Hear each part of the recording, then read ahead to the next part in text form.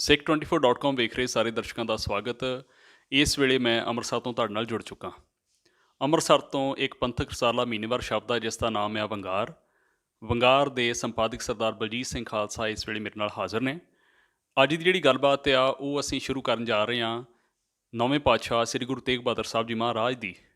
400 ਸਾਲਾ ਪ੍ਰਕਾਸ਼ ਪੁਰਬ ਆ ਰਿਹਾ, ਉਸ ਸੰਬੰਧ ਵਿੱਚ ਇਹ ਗੱਲਬਾਤ ਕਰਨੀ ਆ। ਅਤੇ ਇਸ ਦੇ ਨਾਲ ਨਾਲ ਹੀ ਜੋ ਭਾਰਤ ਵਿੱਚ ਅਜੋਕੇ ਸਮੇਂ 'ਚ ਜੋ ਵਰਤਾਰਾ ਵਾਪਰ ਰਿਹਾ, ਖਾਸ ਤੌਰ 'ਤੇ ਰਾਜਸੀ ਅਤੇ ਧਾਰਮਿਕ ਤੌਰ ਦੇ ਉੱਤੇ ਇਸ ਮਹਾਰਾਜ ਦੀ ਉੱਚੀ ਸੁੱਚੀ ਸ਼ਹਾਦਤ ਨੂੰ ਕਿਹੜੇ ਪ੍ਰਸੰਗਾਂ ਦੇ ਵਿੱਚ ਵੇਖਿਆ ਜਾ ਰਿਹਾ, ਅਤੇ ਕੁਝ ਲੋਕ ਜਿਹੜੇ ਜਾਂ ਕੁਝ ਸੰਸਥਾਵਾਂ ਇਸ ਮਹਾਨ ਪੁਰਬ ਨੂੰ ਕੋਝਾ ਰੂਪ ਦੇਣਾ ਚਾਹੁੰਦੀਆਂ, ਉਸ ਬਾਰੇ ਅਸੀਂ ਇਹ ਗੱਲਾਂ ਇਸ ਗੱਲਬਾਤ ਦੇ ਵਿੱਚ ਬੇਪਰਦ ਕਰਾਂਗੇ। ਸਭ ਤੋਂ ਪਹਿਲਾਂ ਮੈਂ ਖਾਲਸਾ ਜੀ ਨੂੰ ਇਸ ਗੱਲਬਾਤ ਦੇ ਵਿੱਚ ਸੱਦਾ ਦਿੰਦਾ ਹੋਇਆ ਫਤਿਹ ਗਜਾਉਂਦਾ ਜੀ। ਵਾਹਿਗੁਰੂ ਜੀ ਕਾ ਖਾਲਸਾ, ਵਾਹਿਗੁਰੂ ਜੀ ਕਾ ਖਾਲਸਾ, ਵਾਹਿਗੁਰੂ ਜੀ ਕੀ ਫਤਿਹ। ਵੀਰ ਜੀ ਜੀ ਖਾਲਸਾ ਜੀ, ਗੁਰੂ ਤੇਗ ਬਹਾਦਰ ਸਾਹਿਬ ਜੀ ਦਾ ਗੁਰਪੁਰਬ ਪ੍ਰਕਾਸ਼ ਪੁਰਬ 400 ਸਾਲਾਂ ਦੇ ਰੂਪ ਦੇ ਵਿੱਚ ਆ ਰਿਹਾ। ਗੁਰੂ ਸਾਹਿਬ ਜੀ ਦਾ ਆਮਦ ਪੁਰਬ ਆ। ਇਸ ਸੰਬੰਧ ਵਿੱਚ ਆਪਾਂ ਜਿਹੜੀ ਗੱਲਬਾਤ ਕਰਨ ਜਾ ਰਹੇ ਹਾਂ ਕਿ ਮਹਾਰਾਜ ਦੀ ਜਿਹੜੀ ਸ਼ਹਾਦਤ ਆ ਉਸ ਬਾਰੇ ਦੋ ਤਰ੍ਹਾਂ ਦੇ ਰੂਪ ਵੇਖੇ ਜਾਂਦੇ ਆ। ਇੱਕ ਉਹ ਰੂਪ ਆ ਜਿਹੜੇ ਸਿਰਫ ਅਤੇ ਸਿਰਫ ਉਹਨਾਂ ਨੂੰ ਹਿੰਦ ਦੀ ਚਾਦਰ ਕਰਕੇ ਯਾਦ ਕਰਦੇ ਆ, ਜਾਂ ਅਸੀਂ ਸਿਧਾਂਤ ਦੇ ਰੂਪ ਦੇ ਵਿੱਚ ਜਾਣਦੇ ਹਾਂ ਕਿ ਪ੍ਰਗਟ ਪਏ ਗੁਰੂ ਤੇਗ ਬਹਾਦਰ, ਸਗਲ ਸ੍ਰਿਸ਼ਟ ਪੈ ਢਾਪੀ ਚਾਦਰ। ਤੁਸੀਂ ਇਸ ਪੁਰਬ ਦੀ, ਮਹਾਰਾਜ ਦੇ ਆਗਮਨ ਦੀ ਅਤੇ ਉਹਨਾਂ ਦੀ ਸ਼ਹਾਦਤ ਦੀ ਜਿਹੜੀ ਵਿਆਖਿਆ ਵਾ ਸਿੱਖ ਨਜ਼ਰ ਨਾਲ ਕਿਵੇਂ ਕਰਦੇ ਹੋ? ਹਾਂ, ਜਿਹੜੀ ਅਸਲ ਵਿੱਚ ਜਿਹੜੀ ਹੈ ਇੱਕ ਵਿਚਾਰਧਾਰਾ ਜਿਹੜੀ ਹੈ ਕਿ ਸਿੱਖ ਧਰਮ ਨੂੰ, ਸਿੱਖ ਇਤਿਹਾਸ ਨੂੰ ਇੱਕ ਜਿਹੜਾ ਨਾ ਰਾਸ਼ਟਰਵਾਦ ਦਾ ਦਾਇਰਾ ਉਹਦੇ ਵਿੱਚ ਕੈਦ ਕਰਨਾ ਚਾਹੁੰਦੀ ਹੈ। ਬੜੇ ਲੰਮੇ ਸਮੇਂ ਤੋਂ ਇਹਨਾਂ ਦਾ ਯਤਨ ਇਹੀ ਹੈ। ਪਰ ਜੇ ਅਸੀਂ ਸ਼ੁਰੂ ਤੋਂ ਸਿੱਖ ਇਤਿਹਾਸ ਨੂੰ ਵੇਖੀਏ, ਸਿੱਖ ਸਿਧਾਂਤਾਂ ਨੂੰ ਵੇਖੀਏ, ਗੁਰੂ ਨਾਨਕ ਸਾਹਿਬ ਜਦੋਂ ਉਦਾਸੀਆਂ ਦੇ ਉੱਤੇ ਨਿਕਲਦੇ ਆ ਅਤੇ ਉਹਨਾਂ ਦੇ ਸਾਹਮਣੇ ਸਾਰਾ ਸੰਸਾਰ ਹੁੰਦਾ, ਬਗਦਾਦ ਤੱਕ, ਅਫਗਾਨਿਸਤਾਨ ਤੱਕ ਜਿਹੜੇ ਮੁਸਲਿਮ ਦੇਸ਼ ਨੇ, ਉੱਥੇ ਵੀ ਉਹ ਜਿਹੜਾ ਕਿ ਜਗਤ ਜਲੰਦਾ ਰੱਖ ਲਿਆ ਆਪਣੀ ਕਿਰਪਾ ਧਾਰ ਦਾ ਜਿਹੜਾ ਸਿਧਾਂਤ ਜਿਹੜਾ ਉਹ ਲੈ ਕੇ, ਅਤੇ ਸਰਬੱਤ ਦਾ ਭਲਾ ਜਿਹੜਾ ਇੱਕ ਸਿੱਖ ਸਿਧਾਂਤ ਆ ਜਿਹਦੇ ਵਿੱਚ ਤਕਰੀਬਨ ਸਾਰੀ ਮਨੁੱਖਤਾ ਆ ਜਾਂਦੀ ਆ। ਅਤੇ ਇੱਕ ਜਿਹੜਾ ਰਾਸ਼ਟਰਵਾਦ ਦਾ ਜਿਹੜਾ ਤੰਗ ਦਾਇਰਾ ਜਿਹੜਾ ਕਿ ਇਹ ਆਪਣੇ ਦੇਸ਼ ਅਤੇ ਰਾਸ਼ਟਰ ਜਿਹੜੀਆਂ ਇਹਦੀਆਂ ਹੱਦਾਂ ਤੋਂ ਪਾਰ ਜਿਹੜਾ ਉਹਦੇ ਲਈ ਸਾਰੇ ਦੁਸ਼ਮਣ ਹੁੰਦੇ ਆ। ਅਤੇ ਇਹ ਜਿਹੜੀ ਸੋਚ ਹੈ ਸਿੱਖ ਵਿਚਾਰਧਾਰਾ ਨਾਲ ਕਿਸੇ ਵੀ ਪੱਖ ਤੋਂ ਜਿਹੜੀ ਆ ਮੇਲ ਨਹੀਂ ਖਾਂਦੀ। ਅਤੇ ਇਸ ਕਰਕੇ ਜਿਹੜਾ ਸਾਡੇ ਇਤਿਹਾਸ ਨੂੰ, ਸਾਡੇ ਗੁਰੂ ਸਾਹਿਬਾਨ ਦੀਆਂ ਕੁਰਬਾਨੀਆਂ ਨੂੰ ਜਿਹੜਾ ਕਿ ਕਿਸੇ ਰਾਸ਼ਟਰ ਨਾਲ, ਕਿਸੇ ਦੇਸ਼ ਨਾਲ ਜੋੜਨਾ, ਇਹ ਅਸਲ ਵਿੱਚ ਸਾਡੇ ਧਰਮ ਦੀ, ਸਾਡੇ ਸਿਧਾਂਤਾਂ ਦੀ ਤੋਹੀਨ ਕਹੀ ਜਾ ਸਕਦੀ ਆ। ਗੁਰੂ ਨਾਨਕ ਸਾਹਿਬ ਤੋਂ ਲੈ ਕੇ ਜਿਹੜਾ ਕਿ ਸਿੱਖ ਮਨੁੱਖਤਾ ਦੇ ਲਈ ਕੰਮ ਕਰਦੇ ਆਏ ਆ, ਮਨੁੱਖਤਾ ਲਈ ਸੇਵਾ ਵੀ ਕੀਤੀ, ਇਸ ਮਨੁੱਖਤਾ ਲਈ ਕੁਰਬਾਨੀਆਂ ਵੀ ਕੀਤੀਆਂ। ਅਤੇ ਇਹਨਾਂ ਕੁਰਬਾਨੀਆਂ ਨੂੰ ਜਿਹੜਾ ਕਿ ਕਿਸੇ ਵੀ ਵਲਗਣ ਦੇ ਵਿੱਚ ਜਿਹੜਾ ਕਿ ਕੈਦ ਨਹੀਂ ਕੀਤਾ ਜਾ ਸਕਦਾ ਕਿ ਸਰਬੱਤ ਦੇ ਭਲੇ ਲਈ ਜਿਹੜਾ ਕਿ ਗੁਰੂ ਸਾਹਿਬ ਦਾ ਮਿਸ਼ਨ, ਸਿੱਖ ਧਰਮ ਜਿਹੜਾ ਸਰਬ ਸਾਂਝੀਵਾਲਤਾ ਦਾ ਉਪਦੇਸ਼ ਦਿੰਦਾ। ਅਤੇ ਗੁਰੂ ਸਾਹਿਬ ਦੀ ਜਿਹੜੀ ਸ਼ਹਾਦਤ ਆ ਇਹ ਅਸਲ ਵਿੱਚ, ਕਿਉਂਕਿ ਜਿਹੜਾ ਗੁਰ ਸਿਧਾਂਤ ਆ ਕਿ ਮਜ਼ਲੂਮ ਦੀ ਰਾਖੀ ਕਰਨੀ ਅਤੇ ਜ਼ਾਲਮ ਨਾਲ ਟੱਕਰ ਲੈਣੀ, ਉਹ ਇਸੇ ਸੰਦਰਭ ਦੇ ਵਿੱਚ ਜਿਹੜੀ ਇਸ ਕੁਰਬਾਨੀ ਨੂੰ ਵੇਖਿਆ ਜਾਣਾ ਚਾਹੀਦਾ। ਜੇ ਉਸ ਵੇਲੇ ਮੰਨ ਲਓ ਕਿ ਜਿਸ ਤਰ੍ਹਾਂ ਅੱਜ ਰਾਜ ਆ ਜਿਹੜਾ ਕਿ ਮਨੋਵਾਦ ਦੀ ਵਿਚਾਰਧਾਰਾ ਨੂੰ ਲਾਗੂ ਕਰਨ ਲਈ ਮੁਸਲਮਾਨਾਂ, ਈਸਾਈਆਂ, ਸਿੱਖਾਂ ਅਤੇ ਦਲਿਤਾਂ ਦਾ ਜਿਹੜਾ ਕਿ ਘਾਣ ਕੀਤਾ ਜਾਂਦਾ, ਇਸ ਤਰ੍ਹਾਂ ਦਾ ਰਾਜ ਜੇ ਗੁਰੂ ਸਾਹਿਬ ਦੇ ਵੇਲੇ ਹੁੰਦਾ ਤਾਂ ਬਿਨਾਂ ਸ਼ੱਕ ਜਿਹੜਾ ਕਿ ਇਹ ਜ਼ੁਲਮ ਜਿਹੜੇ ਆ, ਜਿਵੇਂ ਕਸ਼ਮੀਰ ਦੇ ਬਾਹਮਣਾਂ ਦੇ ਉੱਤੇ ਹੋ ਰਿਹਾ ਸੀ ਜੇ, ਅਤੇ ਅੱਜ ਕਸ਼ਮੀਰ ਦੇ ਮੁਸਲਮਾਨਾਂ ਉੱਤੇ ਹੋ ਰਿਹਾ, ਅੱਜ ਦੀ ਪੋਜੀਸ਼ਨ ਦੇ ਵਿੱਚ ਗੁਰੂ ਸਾਹਿਬ ਕਸ਼ਮੀਰ ਦੇ ਮੁਸਲਮਾਨਾਂ ਦੇ ਨਾਲ ਖਲੋਂਦੇ ਅਤੇ ਇਸ ਹਕੂਮਤ ਜਿਹੜੀ ਆ ਇਹ ਜ਼ੁਲਮ ਕਰ ਰਹੀ ਆ ਅਤੇ ਉਹਨਾਂ ਦੇ ਨਾਲ ਟੱਕਰ ਲੈਂਦੇ। ਅਤੇ ਇਸ ਕਰਕੇ ਅਸੀਂ ਇਸ ਸਿਧਾਂਤ ਨੂੰ, ਇਸ ਇਤਿਹਾਸਕ ਘਟਨਾ ਨੂੰ ਜਿਹੜਾ ਕਿ ਇਹ ਨਹੀਂ ਕਹਿ ਸਕਦੇ ਕਿ ਗੁਰੂ ਸਾਹਿਬ ਨੇ ਹਿੰਦੂਆਂ ਦੀ ਰਾਖੀ ਲਈ ਕੁਰਬਾਨੀ ਕੀਤੀ। ਅਸਲ ਵਿੱਚ ਇਹ ਰਾਖੀ ਜਿਹੜੀ ਆ, ਉਹਨਾਂ ਦੀ ਕੁਰਬਾਨੀ ਜਿਹੜੀ ਆ ਉਹ ਮਜ਼ਲੂਮ ਦੀ ਰਾਖੀ ਲਈ ਅਤੇ ਜ਼ਾਲਮ ਅਤੇ ਜ਼ੁਲਮ ਦੇ ਖਿਲਾਫ ਟੱਕਰ ਲੈਣ ਲਈ ਜਿਹੜੀ ਆ ਕਿ ਇਹ ਉਹਨਾਂ ਵੱਲੋਂ, ਚਾਹੇ ਕਿ ਉਸ ਵੇਲੇ ਜਿਹੜੇ ਮਜ਼ਲੂਮ ਸਨ ਉਹ ਹਿੰਦੂ ਸਨ। ਹੁਣ ਗੱਲ ਜਦੋਂ ਹਿੰਦੂਆਂ ਦੀ ਆਉਂਦੀ ਆ ਤਾਂ ਆਪਾਂ ਜਾਣਦੇ ਹਾਂ ਕਿ ਇੱਕ ਇਹ ਵੀ ਯਤਨ ਬੜੇ ਲੰਮੇ ਸਮੇਂ ਤੋਂ ਚੱਲ ਰਿਹਾ ਕਿ ਸਿੱਖ ਇਤਿਹਾਸ ਦਾ ਹਿੰਦੂਕਰਨ ਕੀਤਾ ਜਾਵੇ। ਇੱਥੋਂ ਤੱਕ ਕਿ ਸਿੱਖਾਂ ਦਾ ਵੀ ਹਿੰਦੂਕਰਨ ਕਰਨ ਦੀ ਜਿਹੜੀ ਪਾਲਿਸੀ ਚੱਲ ਰਹੀ ਆ, ਇਸ ਬਾਰੇ ਤੁਸੀਂ ਕੀ ਸਮਝ ਰੱਖਦੇ ਹੋ? ਹਾਂ, ਨਹੀਂ, ਇਹ ਸਭ ਤੋਂ ਵੱਡੀ ਜਿਹੜੀ ਹੈ ਕਿ ਇਹਨਾਂ ਲੋਕਾਂ ਦੇ ਯਤਨ ਜਿਹੜੇ ਆ ਰਹੇ ਆ। ਹਾਲਾਂਕਿ ਸਿੱਖ ਧਰਮ ਦੇ ਜਨਮ ਤੋਂ ਹੀ ਜਿਹੜਾ ਕਿ ਹਿੰਦੂਵਾਦ ਨੂੰ ਮੰਨਣ ਵਾਲੇ, ਮਨੋਵਾਦੀ ਵਿਚਾਰਧਾਰਾ ਨੂੰ ਮੰਨਣ ਵਾਲੇ ਲੋਕ ਜਿਹੜੇ ਆ ਕਿ ਇਹਦੇ ਨਾਲ ਖਾਰ ਖਾਂਦੇ ਆਏ ਆ। ਅਤੇ ਮੁਗਲ ਬਾਦਸ਼ਾਹਾਂ ਦੇ ਦਰਬਾਰਾਂ ਦੇ ਵਿੱਚ ਜਿਹੜੇ ਆ ਕਿ ਸਿੱਖ ਲਹਿਰ ਦੇ ਖਿਲਾਫ ਸ਼ਿਕਾਇਤਾਂ ਕੀਤੀਆਂ ਜਾਂਦੀਆਂ ਰਹੀਆਂ। ਪਹਾੜੀ ਰਾਜੇ ਜਿਹੜੇ ਆ ਕਿ ਉਕਸਾ ਕੇ ਔਰੰਗਜ਼ੇਬ ਵਰਗਿਆਂ ਨੂੰ ਗੁਰੂ ਸਾਹਿਬ ਦੇ ਉੱਤੇ ਹਮਲੇ ਕਰਵਾਉਂਦੇ ਰਹੇ ਆ। ਅਤੇ ਇਹਦੇ ਬਾਵਜੂਦ ਜਿਹੜਾ ਕਿ ਜਿਸ ਵੇਲੇ ਸਿੱਖ ਇਤਿਹਾਸ ਨੂੰ ਆਪਣੇ ਹੱਕ ਦੇ ਵਿੱਚ ਵਰਤਣ ਦੀ ਗੱਲ ਆਉਂਦੀ ਆ, ਉਸ ਵੇਲੇ ਇਹ ਦਲੀਲ ਜਿਹੜੀ ਦਿੱਤੀ ਜਾਂਦੀ ਕਿ ਗੁਰੂ ਸਾਹਿਬ ਦਾ ਪਿਛੋਕੜ ਜਿਹੜਾ ਉਹ ਹਿੰਦੂ ਮਤ ਦੇ, ਕਿਉਂਕਿ ਉਹ ਹਿੰਦੂ ਪਰਿਵਾਰ ਦੇ ਵਿੱਚ ਜਨਮੇ ਸੀ, ਵੀ ਇਸ ਕਰਕੇ ਉਹ ਸਾਰੀ ਦੀ ਸਾਰੀ ਸਿੱਖ ਲਹਿਰ ਨੂੰ ਜਿਹੜਾ ਕਿ ਹਿੰਦੂ ਮਤ ਦੇ ਨਾਲ ਜੋੜਨ ਦੀ ਕੋਸ਼ਿਸ਼ ਕੀਤੀ ਜਾਂਦੀ ਹੈ। ਇਹ ਇੱਕ ਬਹੁਤ ਹੀ ਹਾਸੋਹੀਣੀ ਜੀ ਗੱਲ ਹੈ, ਕਿਉਂਕਿ ਗੁਰੂ ਸਾਹਿਬ ਦਾ ਹਿੰਦੂ ਮਤ ਨਾਲੋਂ, ਬ੍ਰਾਹਮਣ ਮਤ ਨਾਲੋਂ ਨਾਤਾ ਜਿਹੜਾ ਕਿ ਉਸ ਵੇਲੇ ਹੀ ਟੁੱਟ ਗਿਆ ਸੀ ਜਦੋਂ ਉਹਨਾਂ ਨੇ ਜਨੇਊ ਪਾਉਣ ਤੋਂ ਨਾਂਹ ਕਰ ਦਿੱਤੀ ਸੀ। ਅਤੇ ਬਾਕੀ ਉਸ ਤੋਂ ਬਾਅਦ ਜਿਹੜਾ ਅਸੀਂ ਗੁਰੂ ਗ੍ਰੰਥ ਸਾਹਿਬ ਦੀ ਵਿਚਾਰਧਾਰਾ ਨੂੰ ਵੇਖੀਏ ਕਿ ਜਿੰਨੇ ਹਿੰਦੂਆਂ ਦੇ ਕਰਮਕਾਂਡ ਨੇ, ਮੂਰਤੀ ਪੂਜਾ, ਬੁੱਤ ਪੂਜਾ, ਕਰਮਕਾਂਡ ਅਤੇ ਹੋਰ ਕਈ ਤਰ੍ਹਾਂ ਦੇ ਪਖੰਡ, ਉਹਨਾਂ ਸਾਰਿਆਂ ਨੂੰ ਨਕਾਰਿਆ ਗਿਆ ਗੁਰਮਤਿ ਵਿਚਾਰਧਾਰਾ ਦੇ ਵਿੱਚ। ਅਤੇ ਉਸ ਵਿਚਾਰਧਾਰਾ ਨੂੰ ਜਦੋਂ ਸਿੱਖ ਨਹੀਂ ਮੰਨਦੇ ਅਤੇ ਉਹ ਆਟੋਮੈਟਿਕਲੀ ਜਿਹੜਾ ਕਿ ਅਸੀਂ ਹਿੰਦੂ ਧਰਮ ਦਾ, ਕੋਈ ਹਿੰਦੂ ਮਤ ਦਾ ਹਿੱਸਾ ਨਹੀਂ ਹਾਂ ਅਸੀਂ। ਅਤੇ ਜਿਹੜੇ ਸਿੱਖ ਗੁਰੂ ਸਾਹਿਬ ਨੂੰ ਸਮਰਪਿਤ ਹੋਏ, ਬੇਸ਼ੱਕ ਉਹਨਾਂ ਦੇ ਵਿੱਚ ਅਸੀਂ ਦੇਖਦੇ ਹਾਂ ਕਿ ਕਾਬਲ ਦੀ ਸੰਗਤ ਜਿਹੜੀ ਆ, ਉਹਨਾਂ ਦੇ ਨਾਂ ਹੁਕਮਨਾਮੇ ਜਿਹੜੇ ਆ ਗੁਰੂ ਸਾਹਿਬਾਨ ਵੱਲੋਂ ਮਿਲਦੇ ਆ। ਕਈ ਮੁਸਲਮਾਨ ਜਿਹੜੇ ਆ ਕਿ ਉਹ ਸਿੱਖ ਧਰਮ ਦੇ ਵਿੱਚ ਸ਼ਾਮਲ ਹੋਏ। ਅਤੇ ਇਹ ਆ ਕਿ ਬੇਸ਼ੱਕ ਕਾਫੀ ਹਿੰਦੂ ਵੀ ਜਿਹੜੇ ਆ, ਕਿਉਂਕਿ ਹਿੰਦੂਆਂ ਦੀ ਇਹ ਜਿਹੜਾ ਖਿੱਤਾ ਹਿੰਦ ਉਪ ਮਹਾਂਦੀਪ ਜਿਹਨੂੰ ਕਿਹਾ ਜਾਂਦਾ, ਇਹਦੇ ਵਿੱਚ ਬਹੁਤ ਗਿਣਤੀ ਰਹੀ ਹੈ ਜਿਹੜੇ ਕਿ ਬ੍ਰਾਹਮਣੀ ਪ੍ਰਭਾਵ ਦੇ ਵਿੱਚ ਜਿਹੜਾ ਸਮਾਜ ਸੀਗਾ। ਅਤੇ ਉਹ ਕੁਦਰਤੀ ਗੱਲ ਹੈ ਕਿ ਵੱਡੀ ਗਿਣਤੀ ਜਿਹੜੀ ਆ ਸਿੱਖ ਧਰਮ ਦੀ ਸ਼ਰਨ ਦੇ ਵਿੱਚ ਆਈ, ਉਹਨਾਂ ਲੋਕਾਂ ਦੇ ਵਿੱਚੋਂ ਆ। ਪਰ ਇਹਦਾ ਮਤਲਬ ਇਹ ਨਹੀਂ ਕੱਢਿਆ ਜਾ ਸਕਦਾ ਕਿ ਜਿਹੜੇ ਸਿੱਖ ਧਰਮ ਦੀ ਇੱਕ ਵੱਖਰੀ ਵਿਚਾਰਧਾਰਾ, ਨਿਆਰਾਪਣ ਜਿਹੜਾ ਵੀ ਉਹ ਕੋਈ ਹੈ ਹੀ ਨਹੀਂ ਹੈ, ਉਹਨੂੰ ਪੁਰਾਤਨ ਜਿਹੜਾ ਫਿਰ ਤਾਂ ਗੁਰੂ ਸਾਹਿਬ ਦਾ ਜਿਹੜਾ ਜਿੰਨੀ ਵੀ ਘਾਲਣਾ, ਜਿੰਨੀ ਉਹਨਾਂ ਨੇ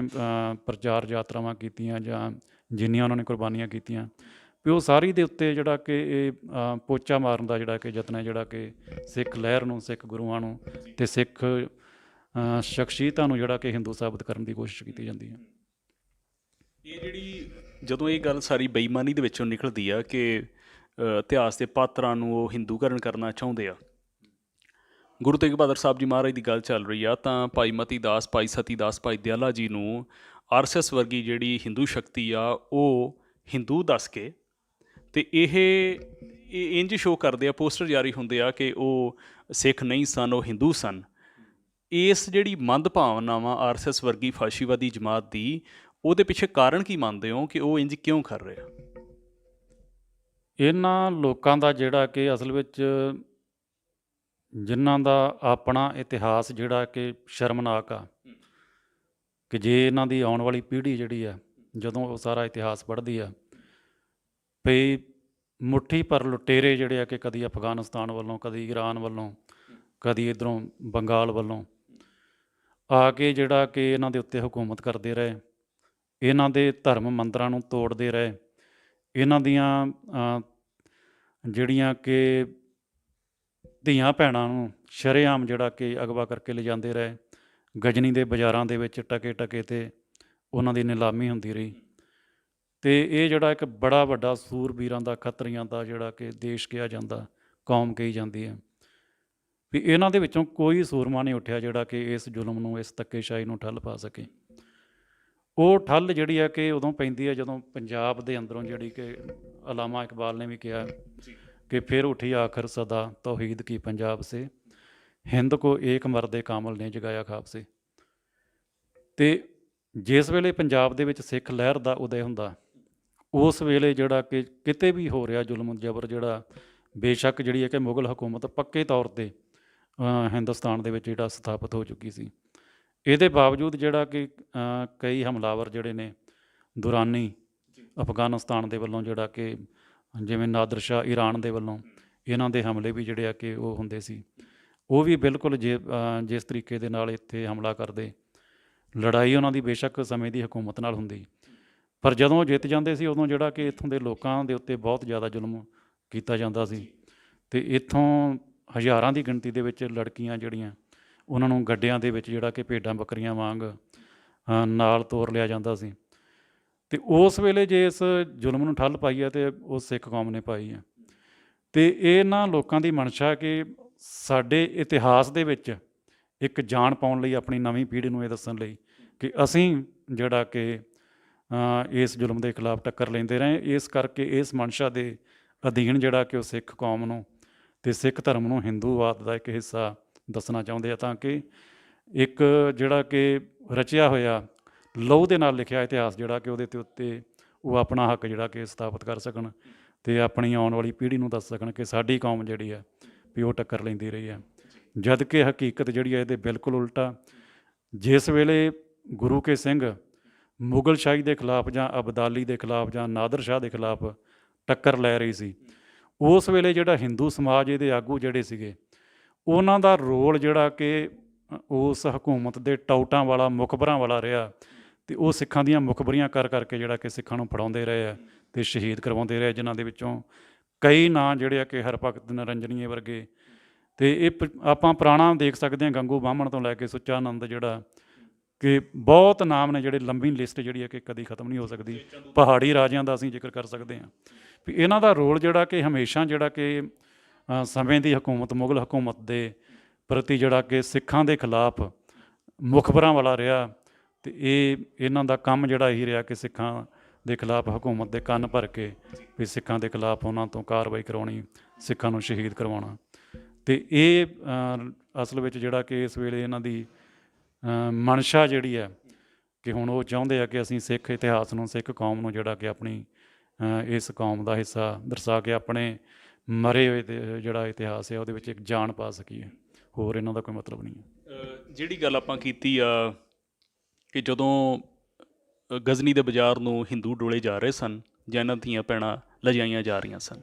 ਗੁਰੂ ਕੇ ਖਾਲਸੇ ਨੇ ਰਾਹ ਦੇ ਵਿੱਚ ਹੱਲਾ ਕਰਕੇ ਉਹਨਾਂ ਨੂੰ ਛੁਡਾਇਆ ਅਤੇ ਉਹਨਾਂ ਨੂੰ ਘਰਾਂ ਤੱਕ ਵੀ ਪਹੁੰਚਾਇਆ। ਇਹ ਗੱਲ 100 ਸਾਲ ਦਾ ਸਿੱਖ ਇਤਿਹਾਸ 18ਵੀਂ ਸਦੀ ਦਾ, ਜਦੋਂ ਆਖਰ ਦੇ ਵਿੱਚ ਮਹਾਰਾਜਾ ਰਣਜੀਤ ਸਿੰਘ